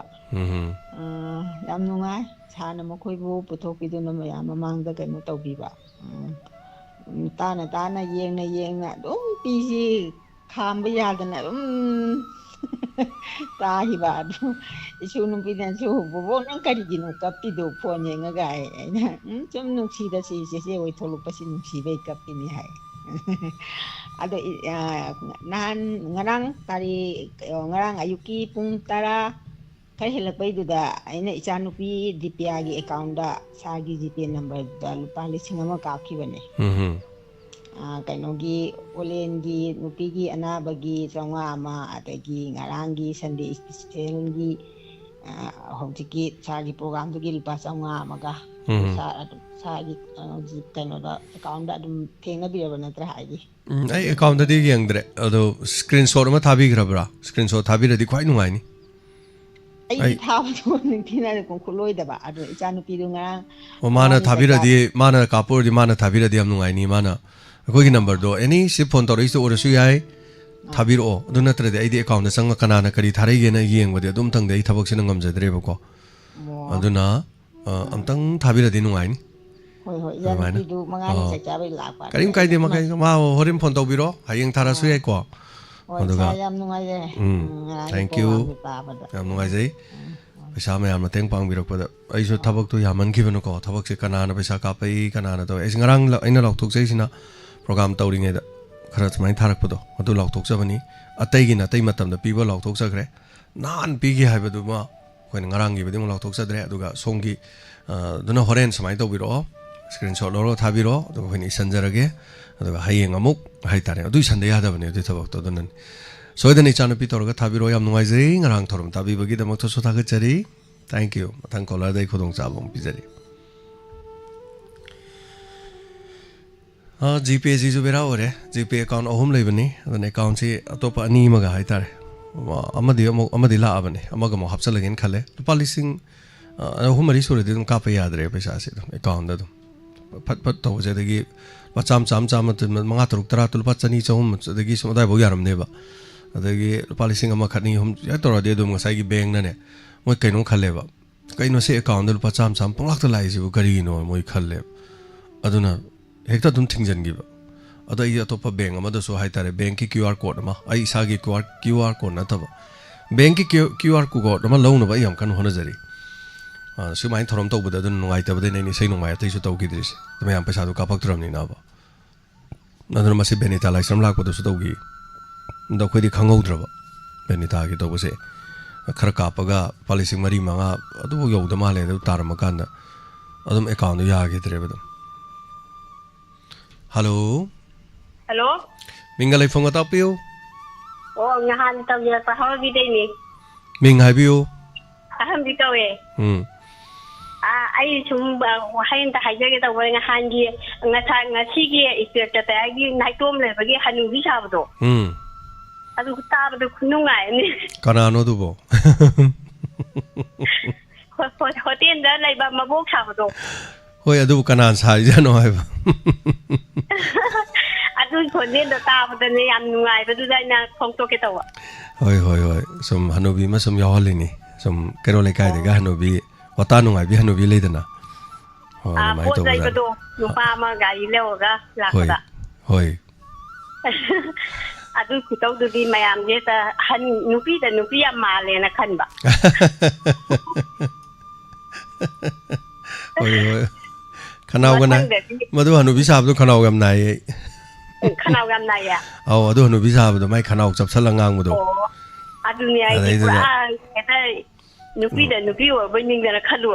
करी नो ने बे मा तो होय होय होय याम नुगाय जरे अदुम बदो मरक मरक हापिरो अदुम कोजेन खरगा मानदना बाना सुम होनरिनी औ अदु दंग हाइजेगे तव थैंक यू थागचरी ताबियो मरु मपांग खरेयाम संदोपियो खरेयाम न ताजी मयाम मी याम नबा तो पमो कोई इजेम ले फोन पाइउसला यादबम तारागा दे दुम लेबा ओ हाइबदा इकाय जे वा ngang हाइजदेना अमुतन दि वाई वादा हाइबियो बसु आयादेसे तौसनरिने दो तौसनैने चुमने दुसी अतै मतमददिने अरु रु वायम ngang दौने दमाय तौ मी दो वादि ngang थोक्तबा दो मरौ लेबा वायम ngangan मने वादि ngang तौसनैने वादि याम ngang दबा तुमिना दि लैने बा दो मोइना ngang थोरक बदो मरौ याम लैबने मिना दि लैजब त पाइ राउन तो पाइलो यारो यागंदमने दो मदो पाक यारो दम मोइदि मोइना हाइगरदि नो हाइदि दम नो हाइगन मने मीना हाइ साना लेप खरदि को मोइ phone गंदमने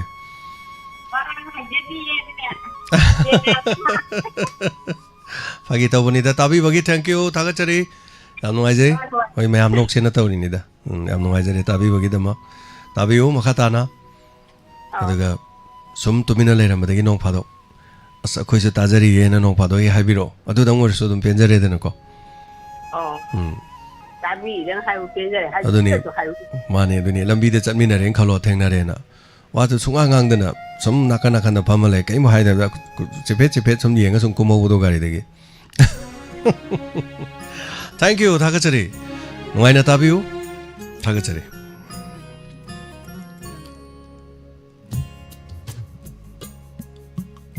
안젤리 아이소 이몽다 라디오 파디 피 사밤 망고나 너트레디 라디오스 야디 어디 라디오도 피 사바기도 뭔가 다락버 라디오 소위 오라면 나와야 아이네 못 사밤 야고 그럼네 인스펙터 때 아이게 땅각다 디비야 했다고 막 아직 가나노 뭐 반도 꼰사를 피까지 피 사바 했다래네 라디오도 담고 마디 꼭각 떨어서 비도 좀 사자면네 아다이다 눅싯도 하라가 디비야 하라고네 아다이 피 사람은 비도 꼼다라가네 마디 라디오도 담으면 이몽도 정전을 통론 잘래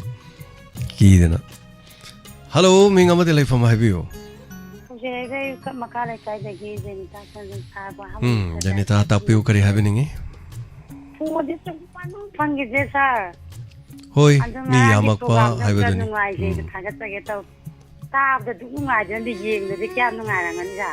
mane tabada duk nungairabadunadi yenglabadi kayam nungairabani hoi aduni ꯑꯩꯈꯣꯏꯒꯤ ꯂꯤꯂꯥ ꯇꯪꯒ ꯍꯥꯏꯖꯒꯦ ꯁꯝꯕꯜꯒꯤ ꯍꯋꯥꯏ ꯃꯇꯣꯜ ꯍꯥꯏꯕ꯭ꯔꯥ ꯁꯝꯕꯜꯒꯤ ꯍꯋꯥꯏ ꯃꯇꯣꯜ ꯂꯩꯔꯝꯒꯅꯤ ꯑꯗꯨꯝꯇꯒ ꯇꯥꯖꯒꯦ ꯑꯗꯨꯒ ꯁꯥꯔꯅ ꯉꯥꯡꯊꯣꯔꯛꯏꯕ ꯑꯗꯒꯤ ꯇꯧꯊꯣꯔꯛꯏꯕ ꯊꯕꯛꯁꯦ ꯌꯥꯝꯅ ꯊꯥꯒꯠꯆꯩ ꯑꯗꯨꯒ ꯄꯨꯛꯅꯤꯡ ꯂꯧꯁꯤꯡ ꯑꯣꯏꯕ ꯈꯪꯗꯦ ꯌꯥꯝ ꯀꯥꯟꯅꯕ ꯄꯤ ꯍꯥꯏꯇꯥꯔꯦ ꯁꯥꯔ ꯌꯥꯝ ꯅꯨꯡꯉꯥꯏꯖꯔꯦ ꯁꯥꯔ ꯈꯤꯇꯪ ꯍꯥꯏꯖꯒꯦ ꯑꯗꯣ ꯄꯩꯁꯥꯗꯤ ꯌꯥꯝ ꯀꯥꯞꯈꯤꯗ꯭ꯔꯕꯅꯤ ꯁꯥꯔ ꯑꯩꯁꯦ ꯉꯔꯥꯡꯁꯦ ꯑꯩꯈꯣꯏ ꯅꯨꯄꯥꯗꯨ ꯊꯦꯡꯅꯒ ꯍꯜꯂꯛꯄꯗꯨꯗꯀꯣ ꯑꯗꯨꯝ ꯍꯧꯖꯤꯛꯇꯪ ꯀꯥꯞꯆꯈ꯭ꯔꯕꯦ ꯌꯥꯝ ꯀꯥꯞꯅꯤꯡꯉꯦ ꯁꯥꯔ ꯈꯪꯗꯦ ꯌꯥꯝ ꯇꯧꯅꯤꯡꯉꯦ ꯇꯧꯕꯁꯦ 제니타 야래 얌ꯗꯕ ꯈꯔ ꯊꯥꯕꯤꯔꯩꯗꯣ ꯌꯥꯝ ꯐꯔꯕꯅꯤ ꯌꯥꯝ ꯅꯨꯡꯉꯥꯏꯖꯩ ꯁꯥꯔ ꯑꯉꯥꯡꯒꯤ ꯄ꯭ꯔꯣꯒ꯭ꯔꯥꯝ ꯍꯥꯏꯅꯤꯡꯉꯥꯏ ꯂꯩꯇꯅ ꯊꯥꯒꯠꯅꯤꯡꯉꯦ ꯍꯣꯏ ꯍꯣꯏ ꯑꯉꯥꯡꯈꯩꯗꯨꯁꯨ ꯌꯥꯝ ꯍꯩꯕ ꯑꯗꯒꯤ ꯉꯁꯥꯏꯒꯤ ꯆꯥꯏ ꯃꯆꯥ ꯃꯌꯥꯝꯗꯣ ꯃꯥꯅ ꯃꯁꯛ ꯐꯖꯩ ꯍꯥꯏꯖꯗ꯭ꯔꯥ ꯁꯥꯔ ꯑꯗꯩ ꯃꯁꯛ ꯌꯥꯝ ꯌꯦꯡꯖꯅꯤꯡꯕ ꯍꯥꯏꯇꯥꯔꯦ ꯑꯍꯥꯟꯕ ꯌꯥꯆꯪꯕ ꯄꯨꯡꯁꯦ 5:00 ꯍꯧꯅꯤ ꯍꯥꯏꯔꯒ ꯍꯧꯗꯕꯗ ꯁꯥꯔ ꯏꯁꯩ ꯑꯗꯨꯝ ꯂꯥꯛ ꯂꯩꯕꯗꯨꯗ ꯆꯦꯅꯦꯜꯁꯦ ꯑꯃꯒꯤ ꯔꯦꯗꯤꯑꯣꯁꯦ ꯂꯩꯊꯠꯀꯦ ꯊꯤꯕꯅꯦꯕ ꯁꯥꯔ ꯑꯗꯨꯒꯗꯤ ꯏꯁꯩ ꯑꯗꯨꯝ ꯊꯥ ꯌꯦꯡꯀꯥꯟ ꯁꯥꯔꯅ ꯊꯦꯛꯀꯥꯟ ꯍꯧꯕꯤꯔꯦ ꯑꯗꯨ ꯑꯊꯦꯡ ꯂꯩꯅꯥꯏ ꯑꯊꯦꯡ ꯃꯈꯥꯏꯗꯒꯤ ꯕ꯭ꯔꯥꯟꯒꯤ ꯂꯥꯛꯀꯅꯦꯅ ꯍꯥꯏꯕꯗꯣ ꯆꯥꯖꯤꯡꯒꯥꯏ ꯑꯝꯇ ꯂꯥꯛꯇꯦ ꯅꯄꯥꯁꯨ ꯐꯣꯟꯗꯣ ꯂꯥꯛꯇ꯭ꯔꯦ ꯌꯦꯡꯅꯕꯅ ꯃꯁꯛꯇꯣ ꯑꯗꯨꯝ ꯐꯖꯔꯝꯃꯦ ꯂꯣꯏ ꯐꯖꯩ ꯑꯉꯥꯡꯈꯩ ꯏꯆꯥꯈꯩꯁꯨ ꯂꯣꯏ ꯅꯨꯡꯁꯤ ꯌꯥꯝ ꯍꯩ ꯃꯣꯏ ꯇꯦꯂꯦꯟꯗꯣ ꯊꯥꯒꯠꯅꯤꯡꯉꯥꯏꯅꯤ ꯃꯤ ꯎꯖꯗ꯭ꯔꯒꯁꯨꯀꯣ ꯁꯥꯔ ꯑꯩ ꯏꯆꯥꯈꯩꯅ ꯇꯧꯕ ꯉꯝꯖꯗꯦ ꯑꯗꯨꯒ ꯌꯥꯝ ꯅꯨꯡꯉꯥꯏꯖꯩ ꯁꯥꯔ ꯈꯤꯇꯪ ꯊꯥꯒꯠꯆꯒꯦ ꯇꯧꯖꯔꯛꯀꯦ ꯊꯥꯒꯠꯆꯔꯤ ꯖꯦꯅꯤꯇꯥ ꯐꯣꯟꯗꯤ ꯃꯁꯨ ꯐꯪꯗ꯭ꯔꯦ ꯁꯥꯔ ꯑꯩ ꯏꯁꯩꯗꯁꯨ ꯐꯪꯗ꯭ꯔꯦ ꯄꯨꯡꯅꯤꯡ ꯋꯥꯟꯗꯁꯨ ꯐꯪꯗ꯭ꯔꯦ ꯐꯣꯟ ꯐꯪꯗꯦꯅ ꯇꯥꯕ ꯇꯣꯛꯈꯤꯅꯤꯀꯣ ꯇꯥꯕꯗꯤ ꯇꯣꯛꯄꯤꯒꯅꯨ ꯇꯥꯖꯔꯤ ꯁꯥꯔ ꯔꯦꯗꯤꯑꯣ ꯆꯥꯔꯖꯦ ꯕꯦꯇ꯭ꯔꯤꯒ ꯁꯤꯜꯂꯕꯅꯦ ꯑꯩꯗꯤ ꯐꯣꯟ ꯕꯦꯇ꯭ꯔꯤꯁꯦ ꯂꯣꯏꯒꯗ꯭ꯔꯥ ꯄꯥꯈꯠꯇꯅ ꯑꯩꯈꯣꯏ ꯅꯨꯄꯥ 2-3 ꯍꯥꯞꯄꯤ ꯑꯗꯨꯒ ꯃꯩ ꯆꯥꯔꯖ ꯇꯧꯕꯗ ꯇꯧꯕ ꯍꯦꯟꯃꯟꯗꯅ ꯕꯦꯇ꯭ꯔꯤꯒꯥꯁꯦ ꯆꯥꯛꯇꯅꯀꯣ ꯀꯩꯅꯣ ꯑꯩꯈꯣꯏ ꯅꯨꯄꯥ 2-3 ꯍꯥꯞꯄꯤꯗꯤ ꯑꯩꯈꯣꯏ ꯅꯨꯄꯥꯅ ꯕꯦꯇ꯭ꯔꯤꯗꯣ ꯑꯃꯈꯛꯇꯪ ꯍꯥꯞꯄ ꯕꯦꯇ꯭ꯔꯤ ꯑꯃꯈꯛꯇꯪꯗꯣ ꯆꯥꯔꯖ ꯇꯧꯕ ꯍꯦꯟꯃꯟꯗꯅ ꯄꯣꯛꯈꯥꯏꯗꯅꯅꯦ ꯑꯃꯨꯛ ꯁꯦꯝꯃꯤꯅꯤ ꯑꯩꯈꯣꯏ ꯅꯨꯄꯥꯗꯣ ꯁꯦꯝ ꯁꯥꯕ ꯌꯥꯝ ꯍꯩꯕ ꯕꯦꯇ꯭ꯔꯤꯒꯤ ꯑꯩꯈꯣꯏꯒꯤ ꯍꯥꯏꯒꯅꯣ ꯑꯩꯒꯤ ꯅꯨꯄꯥ ꯍꯥꯏꯌꯣ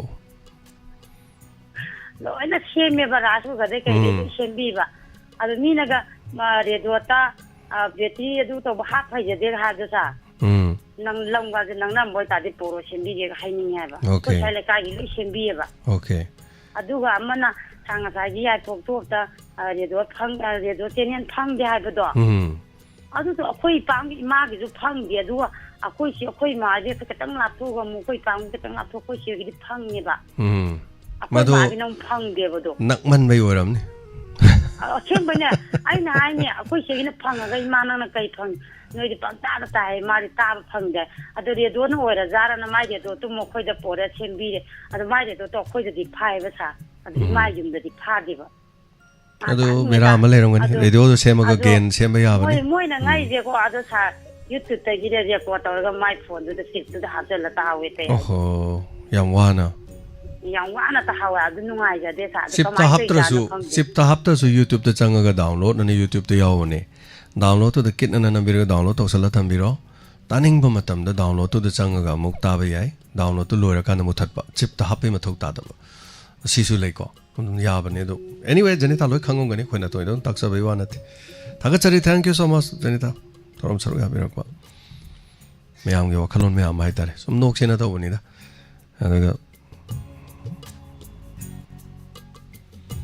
Hello. Hello. Hello. Mingalai phone ga habiu. Tum piro makar sai de ko jom ta ole ne. Habiu kari wafam tappening ba. Ija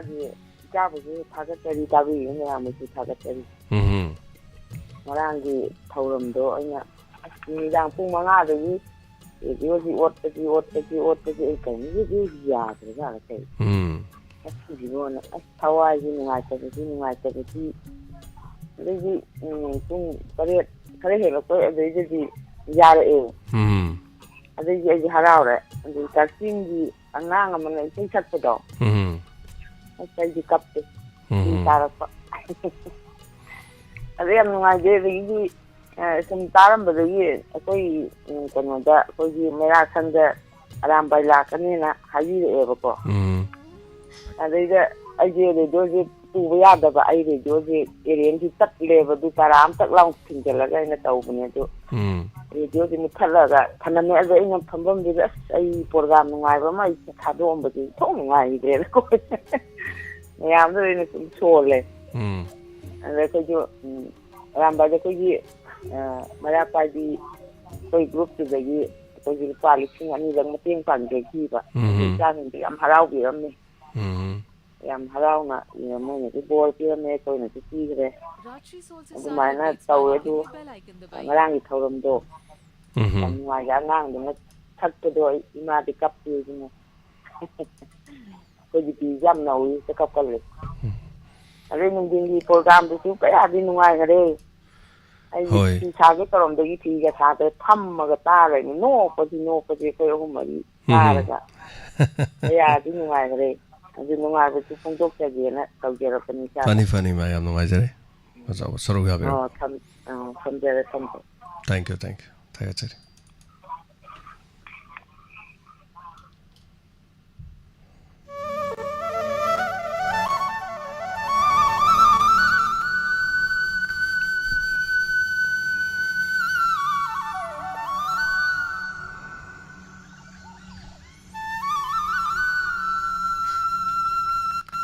Hello. Angang na puhuran na ba? Kayo mamta haja ito ang sabah, magkakasay. Mingalay phone attack piyo. Makala kaya dahil ko tayo kanga. Ito. Tak piyo.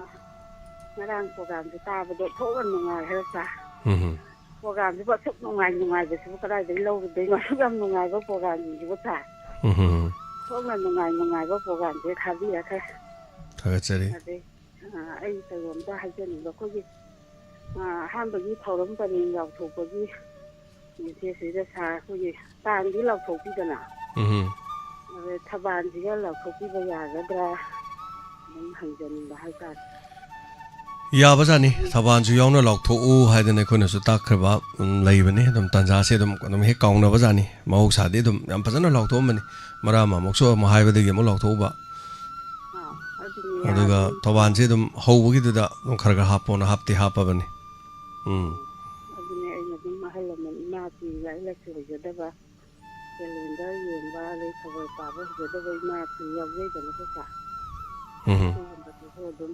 tani ngam ni khang ngam ni thaban je khoi ba dum calendar yen ba hai bu khabar pa ti thang da bu ni se dum yaw le ba. Ate thaban ji bu ngo ti jan pa se yen ni ka na sum khan je ba do. Hapte hapane ayukta amuk tangi lawa marak tawdi lawdra ba dunani. Hek haudo pagi da ayamba hapona hapte hapabani. Hoi.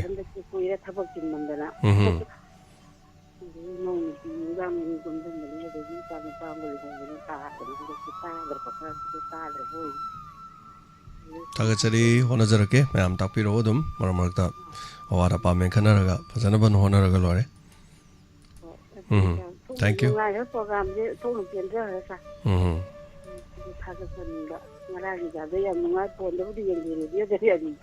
Hoi hoi.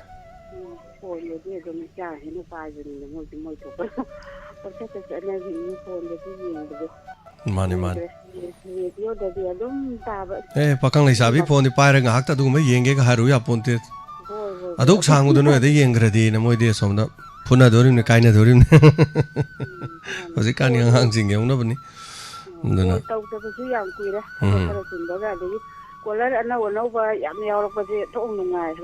Mani man.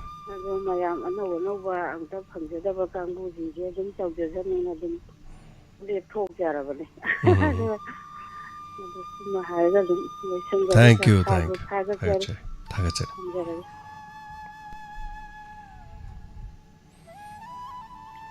Mapung Pan Biva, Mayam Ponamani, family gile, very members singing. Mayam Ponamana Mapung Pan and a Toromdo, Hena, no I and by the Oigre. Tagachari, hello. Mingamadili from IBC. Hello, Tabira bro. Hi. Oh, Kariminko Biba Karilam the Yobibano. Can you dagi? It's the now. Tapu Kariwa from having Rangi program, no I. American, only do the Salagana. I Arankano. Angang in Pansang, the Lam, the Pimsa, Bim do the Oh, Moi Tare, Iragatare, or in the parts of home of Nadona Euro, Euro, 9 Toba. I do Saripo, Peace and Sana, I don't know, I limit of Kari up nowhere. Thank you.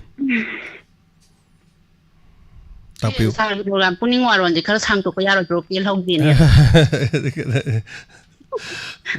Punga Makai Torom Neduna, sang even if you were there. Set the Kango de Punga Makai.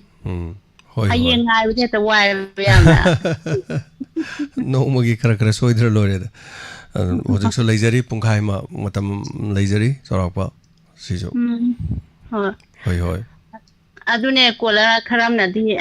Haitaba, can you? Yaurkanu, Pontorkanu, say the Jude or Kanugana, higher the upper height of another. So we guide and a doctor. Madoka can be runada. Some Hirakado when Kananabo, Hirakpokana Yogi, Quibo Polo Podi Karitoloki, Imabo, Wahite. Hanga, Hiratolin, Imako, Imato, Imane, Maronta, Mivilo Herin. Tamma Hirak donut or Batam Tamna. Tawadi, young Jeffako. Hoi. I do I did a high kind of one with. Say, can but one punch it as be a more program. Tamna some Honabu, Diminasi. Thank you, Sagachari. I'm no Mazari Saruga Biropoko. Now the Yaktaba with you, no, I know Quipon Himinasi, Torom Tabu. Thank you, Color the Kodong Sabong Pizzeri, Torom Sida.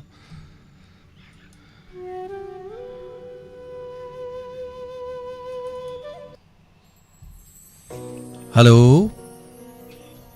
Hello. Mingalay phone at you? Muy map, Borkanani, Pisigi.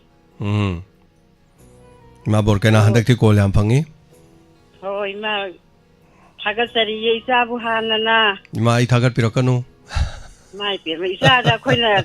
Tagasari, Hadikari, I do in Wimari, Bungo. Tagat, I Tagat of Bunati, my Tagat Pirocano. My Bungo, me pull so high. You told him no I could I say, Ma, I Tagat Pirocano. Ma Hajara Gingarangi told him do. Nungai, Renungai, Mari. Oh, I don't need enough. Kapasiawido, no Pasiawido, Imana Taba, the Koi Tandanico. Hoi, me the Kangdeko. Kalubada, Pita River Kangode. Dina. Arangi, Angang, Kasingi, Angang, Pido, Sahiga, Pianganglo. Chahi Taram Oram no Male, Sahi de Hangodre. Oh, adusu kanjam kan pai bako adagi tauri bako ding makulo ina mamnunga. Adana imari bungo. Alang kini mita tauri bako program do. Isa mahai phanga jabani ko imari bungo imasi ma jahairam magi ko. Hoi ma, aina som mit ujadraba sing bunung si jadana moya mani tinaruba mani do matang haijabani moi khara lakpi dena mapung phan bire loina lakhe bedena tem big thana leiri pone ahiba kya ama su leiri bani adu ngarang gi dena khara khaktani haidena adu nabu mit ujadraba sing laktagi na ina program no maming tholaga khara khangka chaba haibe tare madaga yemina sima toina to bodi ngamde matang matam chabada sum yemina sima makhoi su koi gi rakte hingliba mi oi singni adana makhoi gi su kumai yeng nanaba koina hona jabane de makhoi bo koina fambak sida haiba tare koi gi thorom se mit ubang aktana tauna ba thorom natte mit udaba su yawi yai makhoi gi su mafam lei makhoi su sei sakpa hai moi afa afa lei sin moi deso adro phauba ngarang gi dubadi phauba phauda bo yoana tre inkal li bang atani school da like tamjari ba tawbuda di mit se angan ba udra bang aktani hai tare agachari ma thorom saruga bera ko thank you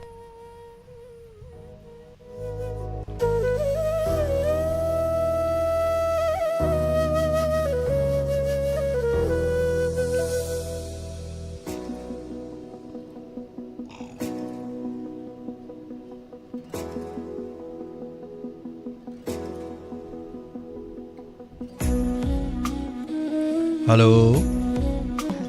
Sama lagi ima baga patini. Tapio. Ima ngarang isai tu nungai man kita nanga kai sak pado. Andagi nanau naga tau ba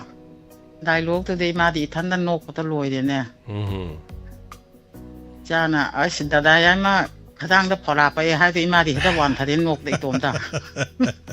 Man to da ning sa nok pa dai loi. Camera nambani na mina haido sarun aina hayo bani da. Hoi adu yam nok ning ba do. Asai ma di phola du chaba du khadang du da matum pak lai re. Ui ko ju. Camera da sum pak lai ai ma si phola sa ri ji machin da pa en he na mayam na haina doro ba.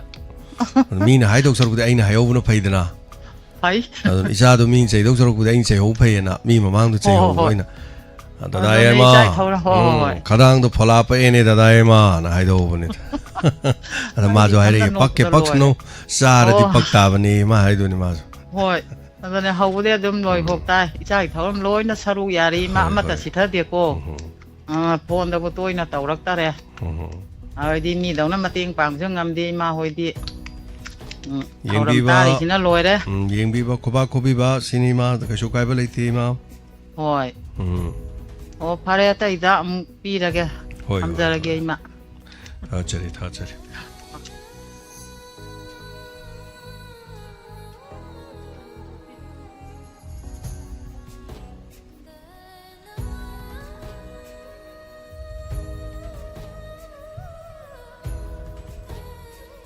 Hello. Hello. Ingama de lei from IBU. Khangabo pe thokwa ima ka nasanani sajin. Yarangi program di nongai na thaga chagi ni ma ko anti tawrak pani aduga ima de atanu pada asi yona yang marakida awaba potharum khangdaba marakida isana samdetiga program bunchi sangdo ka drai na khalle wa khallon mayam se yona se nongai birangani ai na du yona nongai se kan ko haye de hategi sin saba adegi koi khangabo pi parakas na mana makunda na mane kaino tauba kari ai moi harni thongba de ani bang mana tauba ai na moi mau gi fola pa ko de yeng bane ba thadu ra di ngai di man nang gi ate te lai gi thau ngati program lei ai nei tum ma ga yeng ga de gi no ti am ngai se na duga mateng pangata mai ama koi na na ko ko ta je mateng pangata singjo ai na ham thaga chari an ai yaw da ba loi thani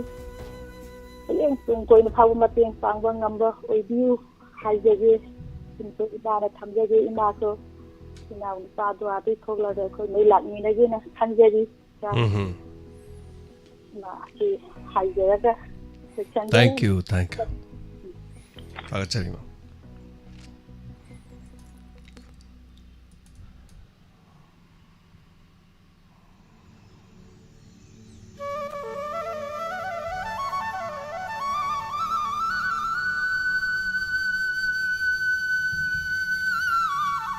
hello sir ai thầu lấy cái gì ai sân sana thôi đâu giờ đấy chứ thagachari madam ngoài ron tabi riba mana ko jo hamar khunjari narangi thana santoki ba akhi blind inau singi program da duki mati nuai jai duga lapi riba lapi jong ga chi nau mayam busu haningai letan thagachari blind ojerga chu koina si haiba gi talent pani koina ngamjadaba mayama upi ramba koina khangjau ba duki mati nuai jai tung tarabadasu chinau sing atopa sing oiga jo chana dum santope pa koi nuai na lejarani tajarani khanjai duga ngarang program do ngai badadi mayam na ju haibi kre adu wa ga jo hoi halen tha yeng bada dum lejare duga mu akoi gi akoi kang lei pak sida mamang ji de tawai ba yang mayam sida mayam je kuning le ta da du ma ti wa da du ma ta ta le kin de le ba chi nau ki awa yang yem bangam de ai cha ma su ya na chen chong yo je rei kem ka chin gi le ba le kem chin je awa nai wari an chamina jai du ga ata 80 akoi aram bai tengong gi chi nau sina chok ba thodang lo bi de na ngon ta ko bi program pang thok ki ni ta ko bai tingon gi chi nau sing bu do haningai litana thagatsari aduga angsa gida lakiraga kun meeting nungcha ande sina siani madem biamba ade pangbi ba sing ai ju jai aduga akhoi gi kachin thau lekai gi ai lejai ji thok to mamang pareng kawe akhoi gi mai gi jina hodor padagi akhoi je ainda ju kitang pangbi ro je na ngarang akhoi nungthinda Arambai Unit 26. Sir, Arambai Unit 26 kachin.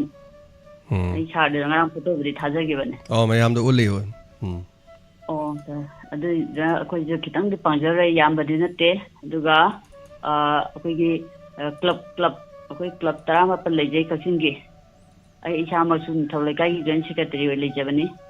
Duga club tram pan je kunja laga si je pangana ba siam chare. aduga isina usina toibada koi pulapna sawatli ato pa koi gi bazar board ki kambuna ju pangna na siam sari hauji moti pi ba odri maina maina to pozida koi mayam ju support to jari aduga ngasi ji jan ngajai ta kai namna koi kachin longkhai dagina wagai bogi lambi je duki mate phatab awa mayam je adum nuai taba gari thobada koi mayam je palaw da launa ba gari tawa no khang da ba tawa je koi kachin gi apun ba class pun chala ngarang chun dawam da meeting to jai taw matam da koi ngan mama ju tang ka to da bo sim dra ga di koi ban taw ga ne na wari um lau ja bane du bo ngarang gi la ga sem ba tang la ba hor pa da gi koi ngarang ji wari to han to chare ban taw ja roi haidana Yam nuwaizai, madam.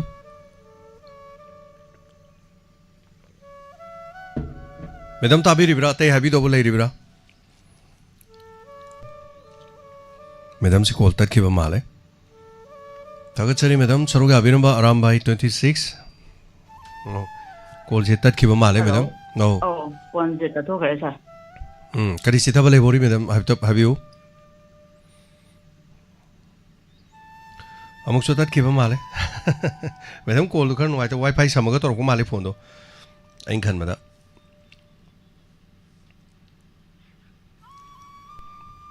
Tagachari. Ado madam nuai Arambai 26 kaksingi unit ta moi punchalaga relief camp da leiriba punumak se Arambai gi akoi unit ki hoina sakau dori ko mayam ju loina khangbi re. Ado koi gi hoina so ai tar Arambai 26 80 unit ta koi mateng pangjagani aduna Arambai 26 unit chinau singi da mak koina hona biriba unit ki akoi gi relief camp taruk hai tare adu de yaur bi se sel sakong ne da koina ichali se sing do koina sakau bu sung ngamjade puna ma hai tare kauradi manipur da level sing puni thoi se nupi khai do khorga nupi lising ni puni thoi something koina kamai ko ngam jaruni ꯑꯗꯨꯒꯤ ꯊꯧꯅꯥꯁꯨ ꯂꯩꯖꯕ ꯅꯠꯆꯗꯦꯗꯣ ꯑꯗꯨꯅ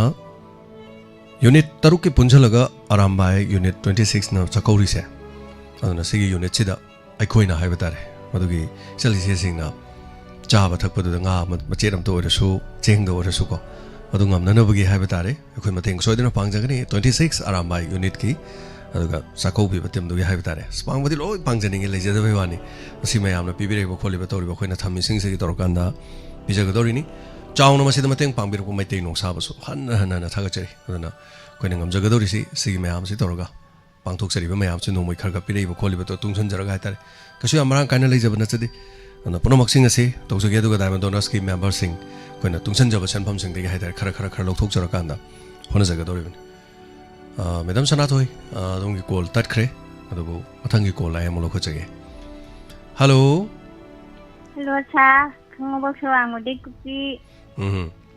ꯉꯔꯥꯡꯗꯤ ꯑꯁ ꯌꯥꯝ ꯅꯨꯡꯉꯥꯏꯔꯦ ꯄꯨꯛꯅꯤꯡꯁꯨ ꯌꯥꯝ ꯅꯨꯡꯁꯤꯕ ꯑꯗꯒꯤ ꯅꯨꯡꯁꯨ ꯌꯥꯝ ꯅꯨꯡꯉꯥꯏꯕ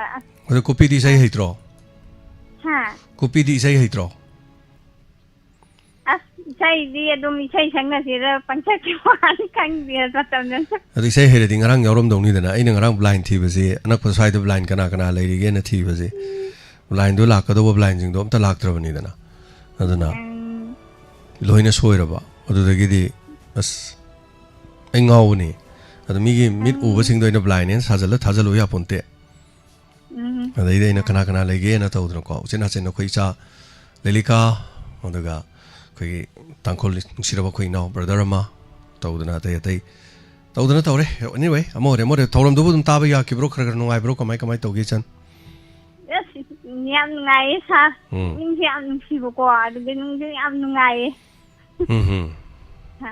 ꯊꯥꯒꯠꯆꯔꯤ ꯏꯆꯟꯒꯤ ꯃꯅꯥꯛꯇꯁꯨ ꯌꯥꯝ ꯌꯥꯡꯅ ꯑꯩꯈꯣꯏ ꯂꯥꯛꯑꯅꯤ ꯑꯩ ꯗꯣꯛꯇꯔ ꯁꯣꯃꯦꯟꯒ ꯇꯧꯔ ꯂꯥꯛꯃꯤꯟꯅꯒꯦꯅ ꯇꯧꯕꯅꯤ ꯑꯗꯣ ꯁꯣꯃꯦꯟꯅꯁꯨ ꯆꯠꯃꯤꯟꯅꯔꯁꯦꯅ ꯍꯥꯏꯕꯅꯤ ꯑꯗꯣ ꯁꯣꯃꯦꯟꯗꯣ ꯗꯁꯥ ꯇꯥꯔꯦ ꯍꯥꯏꯗꯤ ꯌꯨꯝꯗ ꯑꯃꯨꯛ ꯍꯥꯏꯇꯥꯔꯦꯀோ ꯑꯗꯨꯅ ꯍꯣꯏ ꯑꯗꯨꯅ ꯑꯩꯈꯣꯏ ꯗꯣꯛꯇꯔ ꯁꯣꯃꯦꯟꯁꯤ ꯂꯩꯇ ꯂꯥꯏꯔ ꯃꯌꯥꯝ ꯃꯇꯦꯡ ꯌꯥꯝ ꯄꯥꯡꯕꯅꯤ ꯑꯗꯨꯅ ꯑꯩ ꯁꯤꯗꯁꯨ ꯂꯥꯛꯇꯅ ꯃꯇꯦꯡ ꯌꯥꯝ ꯄꯥꯡꯉꯤ ꯏꯌꯥꯝꯕ ꯅꯪ ꯁꯤ ꯇꯧꯔ ꯁꯤ ꯁꯥꯗꯧꯔꯕ ꯁꯤ ꯇꯧꯗꯧꯔ ꯁꯤ ꯌꯥꯝ ꯇꯧꯋꯦꯕ ꯃꯥꯁꯨ ꯑꯗꯨꯅ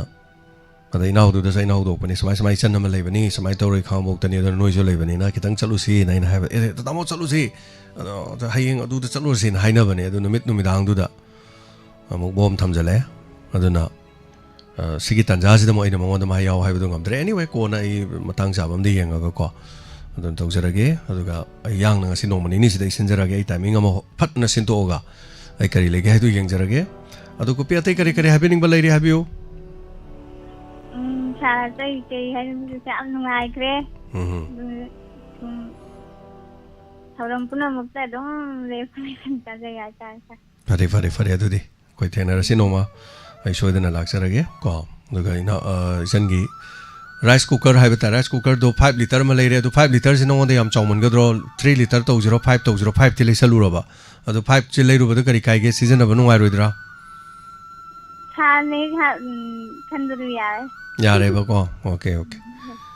ꯐꯔꯦ 5 ꯂꯤꯇꯔ ꯑꯃ ꯂꯩꯔꯦ ꯑꯗꯨꯒ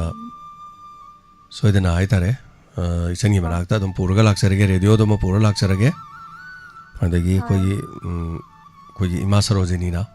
ꯂꯨꯄꯥ 2,000 ꯑꯃꯁꯨ ꯄꯤꯕꯤꯕꯅꯦ ꯑꯗꯨꯅ ꯑꯗꯨꯁꯨ ꯄꯨꯔ ꯂꯥꯛꯑꯅꯤ ꯀꯣ ꯑꯦꯅꯤꯋꯦ ꯊꯥꯒꯠꯆꯔꯤ ꯏꯆꯟ ꯑꯃꯨꯛ ꯊꯦꯡꯅꯔꯁꯤꯀꯣ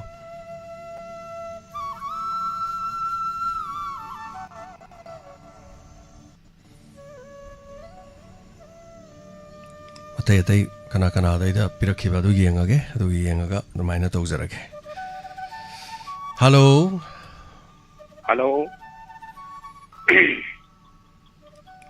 ꯅꯅꯥꯎ ꯅꯤꯡꯊꯧꯖꯝ ꯇꯔꯥꯝ ꯅꯣꯛꯆꯔꯤ ꯉꯁꯤꯒꯤ ꯊꯧꯔꯝꯗ ꯉꯔꯥꯡ ꯄꯥꯡꯊꯣꯛꯈꯤꯕ ꯊꯧꯔꯝꯗ ꯃꯌꯥꯝꯅ ꯄꯦꯟꯕ ꯐꯣꯡꯗꯣꯛꯄꯤꯔꯛꯄ ꯏꯅꯥꯎ ꯇꯥꯕꯤꯕ꯭ꯔꯥ ꯇꯥꯕꯤꯗꯕ꯭ꯔꯥ ꯉꯁꯤꯒꯤ ꯊꯧꯔꯝꯁꯤꯗꯗꯤ ꯃꯌꯥꯝꯅ ꯌꯥꯝ ꯐꯣꯡꯗꯣꯛꯄꯤꯔꯛꯈ꯭रे ꯃꯌꯥꯝꯅ ꯌꯥꯝꯅ ꯊꯥꯒꯠꯄꯤꯔꯛꯈ꯭रे ꯅꯅꯥꯎ ꯑꯗꯣ ꯍꯥꯏꯕꯤꯌꯨ ꯀꯔꯤ ꯍꯥꯏꯕꯤꯅꯤꯡꯉꯤ ꯄꯨꯡꯒꯤ ꯋꯥꯔꯣꯜ ꯇꯥꯕꯤꯔꯤꯕ ꯈꯨꯗꯤꯡꯃꯛꯄꯨꯁꯨ ꯅꯤꯡꯊꯧꯖꯝ ꯅꯅꯥꯎꯒꯤ ꯃꯥꯏꯀꯩꯗꯒꯤ ꯇꯔꯥꯝꯅ ꯑꯣꯛꯆꯔꯤ ꯁꯪꯁꯀ꯭ꯔꯤꯠ ꯂꯣꯟꯗ ꯍꯥꯏꯔꯒꯅ ꯁ꯭ꯋꯥꯒꯠ ꯇꯧꯖꯔꯤ ꯑꯩꯈꯣꯏꯒꯤ ꯉꯔꯥꯡ ꯑꯩꯈꯣꯏꯒꯤ ꯑꯃ ꯇꯧꯗꯅ ꯍꯧ ꯇꯧꯗꯅ ꯑꯩꯈꯣꯏ ꯃꯔꯨꯞ ꯃꯄꯥꯡꯁꯤꯡ ꯏꯆꯤꯟ ꯏꯅꯥꯎꯁꯤꯡ ꯇꯧꯗꯅ ꯃꯌꯥꯝ ꯄꯥꯡꯊꯣꯛꯈꯤꯕ ꯊꯧꯔꯝ ꯃꯍꯩ ꯌꯥꯜꯂꯦ ꯑꯩꯈꯣꯏ ꯌꯥꯝ ꯐꯖꯅ ꯑꯩꯈꯣꯏ ꯄꯥꯡꯊꯣꯛꯃꯤꯟꯅꯈ꯭ꯔꯦ ꯌꯥꯝ ꯅꯨꯡꯉꯥꯏꯖꯩ ꯑꯍꯥꯎꯇꯕ ꯑꯩꯈꯣই ꯆꯥꯛꯂꯦꯟ ꯑꯃ ꯆꯥꯃꯤꯟꯅꯕ ꯏꯁꯤꯡ ꯒ꯭ꯂꯥꯁ ꯑꯃꯁꯨ ꯊꯛꯃꯤꯟꯅꯕ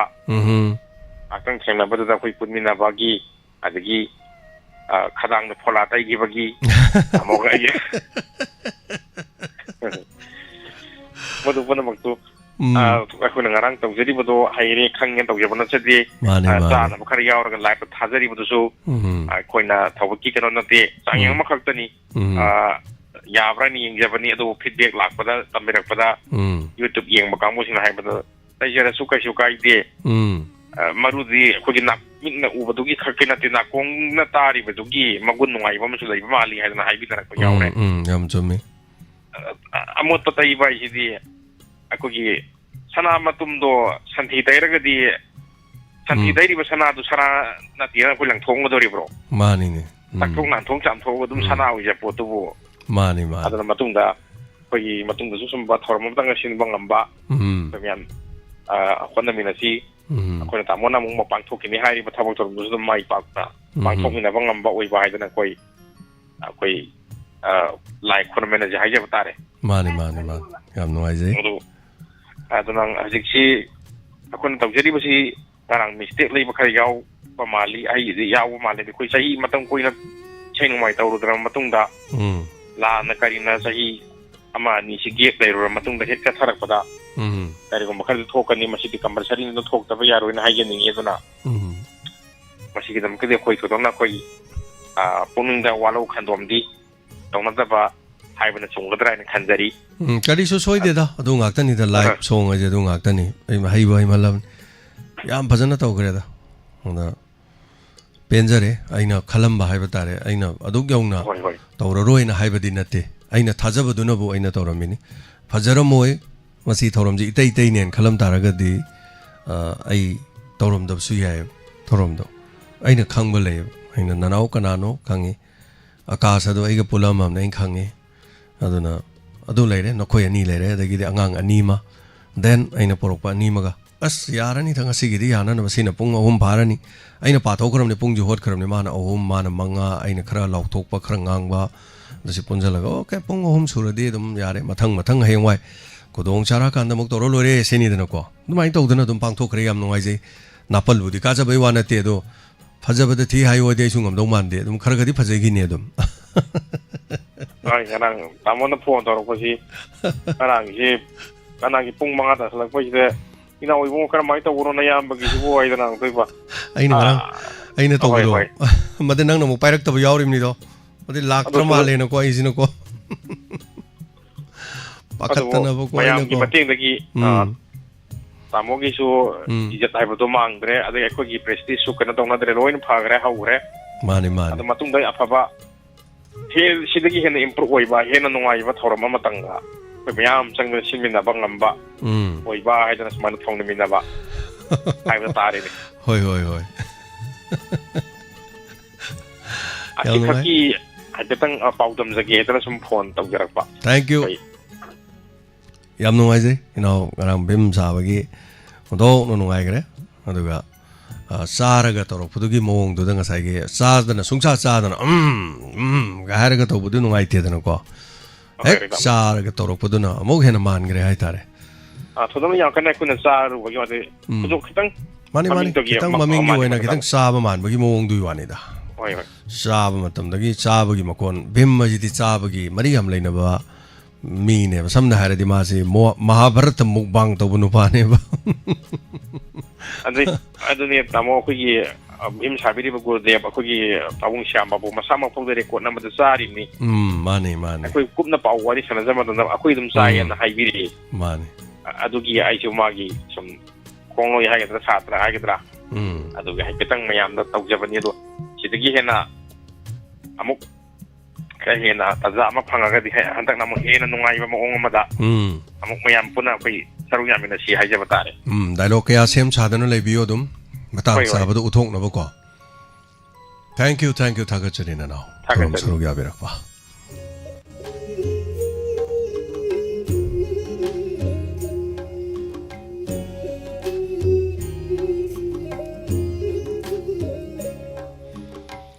Matangi program da live phone in program gi thorom ding asigi thamjari ba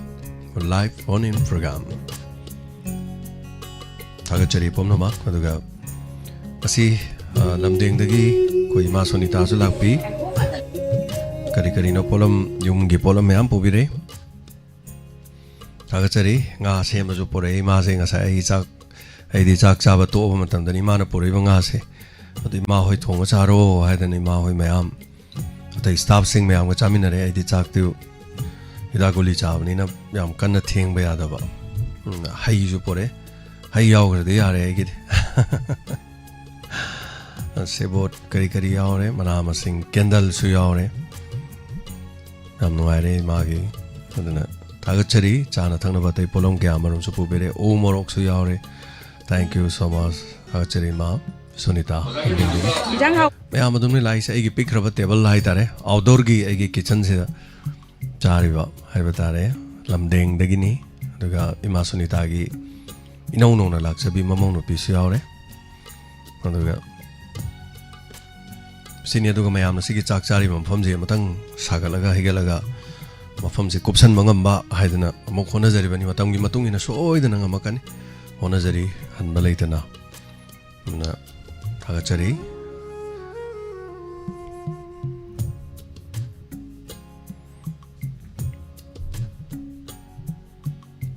masigi aroi ba color ro khachage thora masigi dama aduga hello rai hai rok te rade ozarade tapiyo kari wafam habi ningi sari thorom to so ngai na na hoi akate to bu oh am ngai jai ku mati ngai am ngai jai na na ki na se amu te pho ji ama da family thing da ja ke but te mu yin bai ni ji wang chau go han di man ko ni yam chau bo mai khonjin yam chau ba de ai pho ji nan ai nan pai de pokri thada to ko ro ti te to ro oh da di di ro ro masang matau ga phajagar jani da mi ga ngoro dana yamna masang matau ga phajagar jani ado phone da mutang hayeng marum mapang sing gi phone dam changa ga ngarang gi haiba tare ko Sunday special haraga namaga amutang yeng biu Sunday special haraga mit ujadraba singlaktagi haidana madu Sunday special an thiro se hewjara de aduga nanau gi saktam do urani adum yawbani arang pung habiu si phone do ma khara war man kan yaki ko yen ka tap thei ni oh akhoi da dum hongna ta je do bo hoi radio do ping na ga ta bo ra masu yai anyway adara de yam no je do atai di thagi wa hi khoi gi mi la khani ga tai gi lam to ga la o to ma le to khoi gi ma chau cham na khoi gi do na ta ko gi ma ta na ma la ga ne ari shi do ari ha pet ma la ko wa hi do la roi no wajaba do mi na ko ga habiu woi sana lilati karam lilati han jau bi gi ai di sangai da dum yaure sangai de gi dum mai bi do oh mai bi do ma puroi bi do haiba lila do gi ahum suba saruk te gi yarok pani aduga party dol sungong hong da ba dol sai ne hek lila yarok pa de gi hong da ba aduga ai ne yaujari ba dol do da laibak fa ba de gi haiba tare mana ahum la gam phangre aduga maybe amasu mathang gi mana do lila to da ba gi wani mathang gi hai tare mana masu lok tho lai khre na sumang lila yaujarak pa de gi mana mari hai tare ko aduna sigumba leijabane do maino zara de haijaruba gi dina te tamjaruba oja guru na takpi ba khara koina haijaning ba gi hona jaruba khara aduna do mai tawra ga lakjabani lila sana badi fangdre do hojik si lila sana ga da ba leiri madam sarobala gi lila ama madagi mathangda ozara jit ni thauja ga loina na waroi pot haiba lila ama episode 10 ga ni thoi suba aduga hariba drama sidi khoigi oja homesori hoi adi idhau hoi film gi artist sing ayamalo yawgani aduga sigi akhanna bai batare do masina kari mo mai pa gadi sana jaga doriba masigi tangkak sisu aikoina mo haing visual da hai tare ko amu onthong na nabagi do ba panda mongai su thammi asa khangde mangde do mangyo jara de ko mangmangwadi yai mangdo thungi da bazu kesu kaide bata do mangbadi kesu kaide dana shaji ga hairok ta nija lakpa de kuchu gor bar burum ba kuchu ne ngok ko yen ga al ka masa ka param me ho jaji ozara de noning bo ayam haida engonda bu ngau yare do bo hoi tawdi ai khara mate amade khara karo re sai ka da di ko so mai sing gi do na khar ka ba ne do na ni wa khan nu ngai ta di puno mi je mam ni wa khan nu ngai di ko mi je dung han ba ne ai ta re aduna mathang mayam no kudol tam ga da ba loire se sandre bi sai sa loire unana ba sem sa da na le re tanja si yeng le ba ni ngo cha ko maya diwali maya se loi uchara ge aduna taba drama ma su unana ba sem sa ba loi jare adu so dum uchara ge ozara de yam nungai je ozara de se na ju si bai wa palam dar mayam wa wa no enga se na mo loi sa lak ba mo ai mo bai wari mo sa jala me thank you thagachari ozara de mateng pangbirok pudi khara ngarang gi da khona lauktok pudi chitha jaba khara haiba tare ko kitang amani dang lauktok charake asigi di makha taba i ko lokot chararoi thagachari ko lokot tabagi da manga pe gani aduga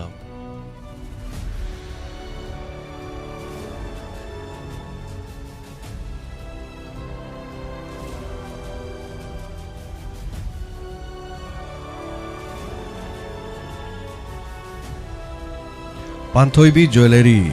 lupa chani pangbirok ko thank you so much Panthoibi Jewelry aduga Nanda Mohan Maishnam Jaribon Kasar de lupa yang kai pangbirok ko thagachari ngarang chitha jabda Waikhom Ranjita Singjamai lupa cha magatara pangbirok ko thagachari Victory Mekam Singjamai lupa chani pangbirok pa Rohini palising ma pangbirok pa lai adagi Loiton jam haidora Loiton ba mai okay Loiton bam inawi yari po petsi isai chani na pibirok pani donor gi su pibire chahum mama duma donor gi dalai jara sonu mayang langjeng dagi sanahan bi chani pibirok ki ba RK Ratnasna leirong ten pitra sei gi changwa pibirok ki ba duga o kupi gi dama khaiba tare sida 300 ma yaure thagachari kupi gi dama 300 ma pibirani blind dugi aduga donor gi chani maga pibirok pani thagachari okram anindi pachama okram komai ima komai amadi che anandi pachama chama aduga thokchom dagi Kumarjit thagachari lupa chama wenam sanan bi lupa chani Shoram Bilasini Yaripok lupa chani duga Purnima Seram Jaribon thagachari promsegi damakta mateng pangbiraki ba dugi hanana thagachari pasahum ormale pesasi I bedain soiba kenom khale aduga thagachari asem thoibi lupa chama pangbirokpa Chandrasakhi Sani pangbirokpa Gyani Bala chama pangbirokpa aduga Shoram Bilasini Laimal pachama pangbirokpa Hyang namdagi tema thoibi pachani pangbirokpa thagachari Yambem Ibecha chani Oripokti pangbirokhiba aduga Rani Bala Jiribam dagi chahum aduga Hizam Saroja sine tongana ni kon leibagi haitare koi chanmagi kon leibagi do kon se kisu amkan chali ji health ki card ki cheli aduna khwai laibak thiba je Aadhaar card su leram da masa ki su Aadhaar card leram da ai card sum leram da do gi muk sembagi sabagi puno mak sing se loin hona jaban aduna hari basing asi mapung phan hona jara kan ma gi mu sing ge madi health card ki mari leina basing da sahala ka imung manung da yam na taisa da health card su leite ai health card saba sum sa saba dingam de adu yam khudong charak ta bade karim to saningai thaninga leita na leiri be mung du gi ma puru be na nara leba adu condition du da la ga se da kappa ga haira badu da gi karim makhari to bisran to kanu da ko na matang di da maina leisira na sum to ki badu ni adu thaga chari madu gi mota pangbirok pa mi ani hum sure pangbirok pa changwa pangbirok khai be tare anyway pomna bak phana bagi da mak dum sinjage thaga chari nga se gi da mak ta di matang se thorom lusion bai haba logjari adu makha tarak pa thorom se live phone program gi thorom da saruga biu adu go lusion jarak pa da mem cha sagol sem radio tariba singdi chakko biroidra na takpiraki bo hangamagi pakhum haiba tare kobudi loina kojani adubu pomna mak haiba tare chakko bai base chakko bam silakpada mayam do madugi hisab to sem chawbo oi aduga hojik leijari basidi akhoi mai onsilaga chakko bune na khalaga hai tare akhoi gi chakko bune na khalaka anda aramai tengol na kauri basida aramai tengol ge tonga tonga nu unit singda yambe yamda bok palising tara kun adu mateng pang boina dom doina taujarage matam soidina puro position of aba matam ma haiba tare koi se donor yaubiri ba de tabiri ba mayam pono makta kauru radi khoi di chumna kau yaro mi chauba lampa am da kau di ya dong ande aduna muktang di chali se sing mayam lan nang dana chaina khangli ba sing se on onsala se adu maina honamina rasiko aduna thaga chari pomna mak sigi chitha jaba khotpa te ate yaura sudum tek to biro mayam puno mana thorum sida ꯃꯁꯤꯒꯤꯗꯃꯛꯇꯗꯤ ꯃꯇꯥꯡ ꯑꯁꯤꯗ ꯄꯨꯛꯅꯤꯡ ꯋꯥꯔꯣꯜ ꯊꯧꯔꯝ ꯂꯣꯏꯁꯤꯟꯖꯔꯦ ꯊꯧꯔꯝ ꯁꯟꯗꯣꯛꯆꯈꯤꯕ ꯁꯣꯏꯈꯤ ꯂꯥꯡꯈꯤꯕ ꯄꯨꯝꯅꯃꯛ ꯉꯥꯛꯄꯤꯒꯅꯤ ꯑꯐꯕ ꯌꯥꯏꯐꯕ ꯄꯨꯟꯅ ꯑꯣꯏꯃꯤꯟꯅꯔꯁꯤ ꯄꯨꯝꯅꯃꯛꯄꯨ ꯈꯨꯔꯨꯝꯖꯔꯤ Take care.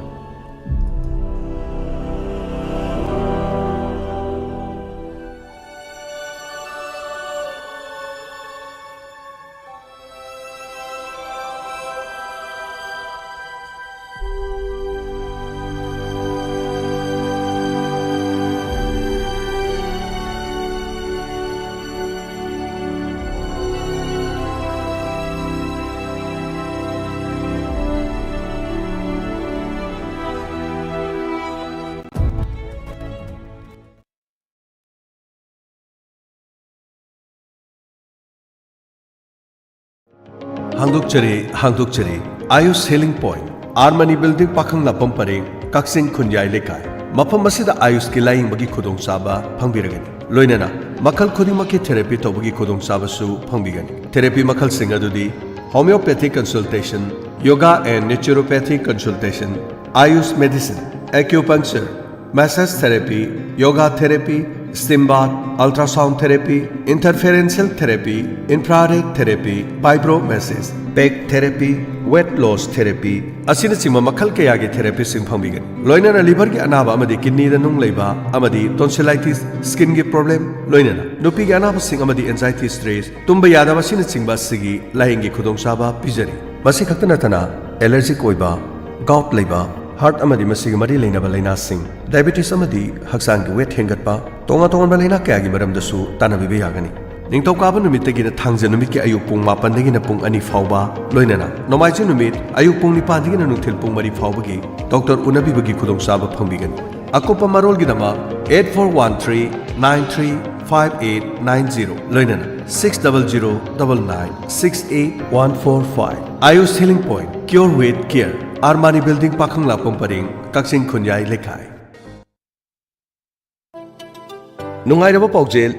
Paujel He Yai Dental and Aesthetic Clinic near Thobal Thong. Mapam asida leriba He Yai Dental and Aesthetic Clinic asigi. Ahanba anniversary gi pre-dental camp ama lakliba October gi tang 10 dagina November gi 10 faubada pangthok chagadori. October gi 10 dagina November 10 faubugi manung asida nomdunu leiba ya fauba sale amata laudana shatokpa yagani. Masi khaktana tana mafam asida Hydra facial uring mahing thangba mai khuiba kuchung ngau thokhanba mithop hapa naton semana chingba khudong chaba sing 20% da offer su taujari panjari ba sigi khudong chaba amadi makhada pijari ba mobile number sida Diamond TV natraga Wahong Radio haina iraga ticket book tobiyo mobile number 70050444426 amukana 70050444426 panjari ba number asida adom message amatang thajalaga khudong chaba si lobiyo He Yai Dental and Aesthetic Clinic Thobal Thongko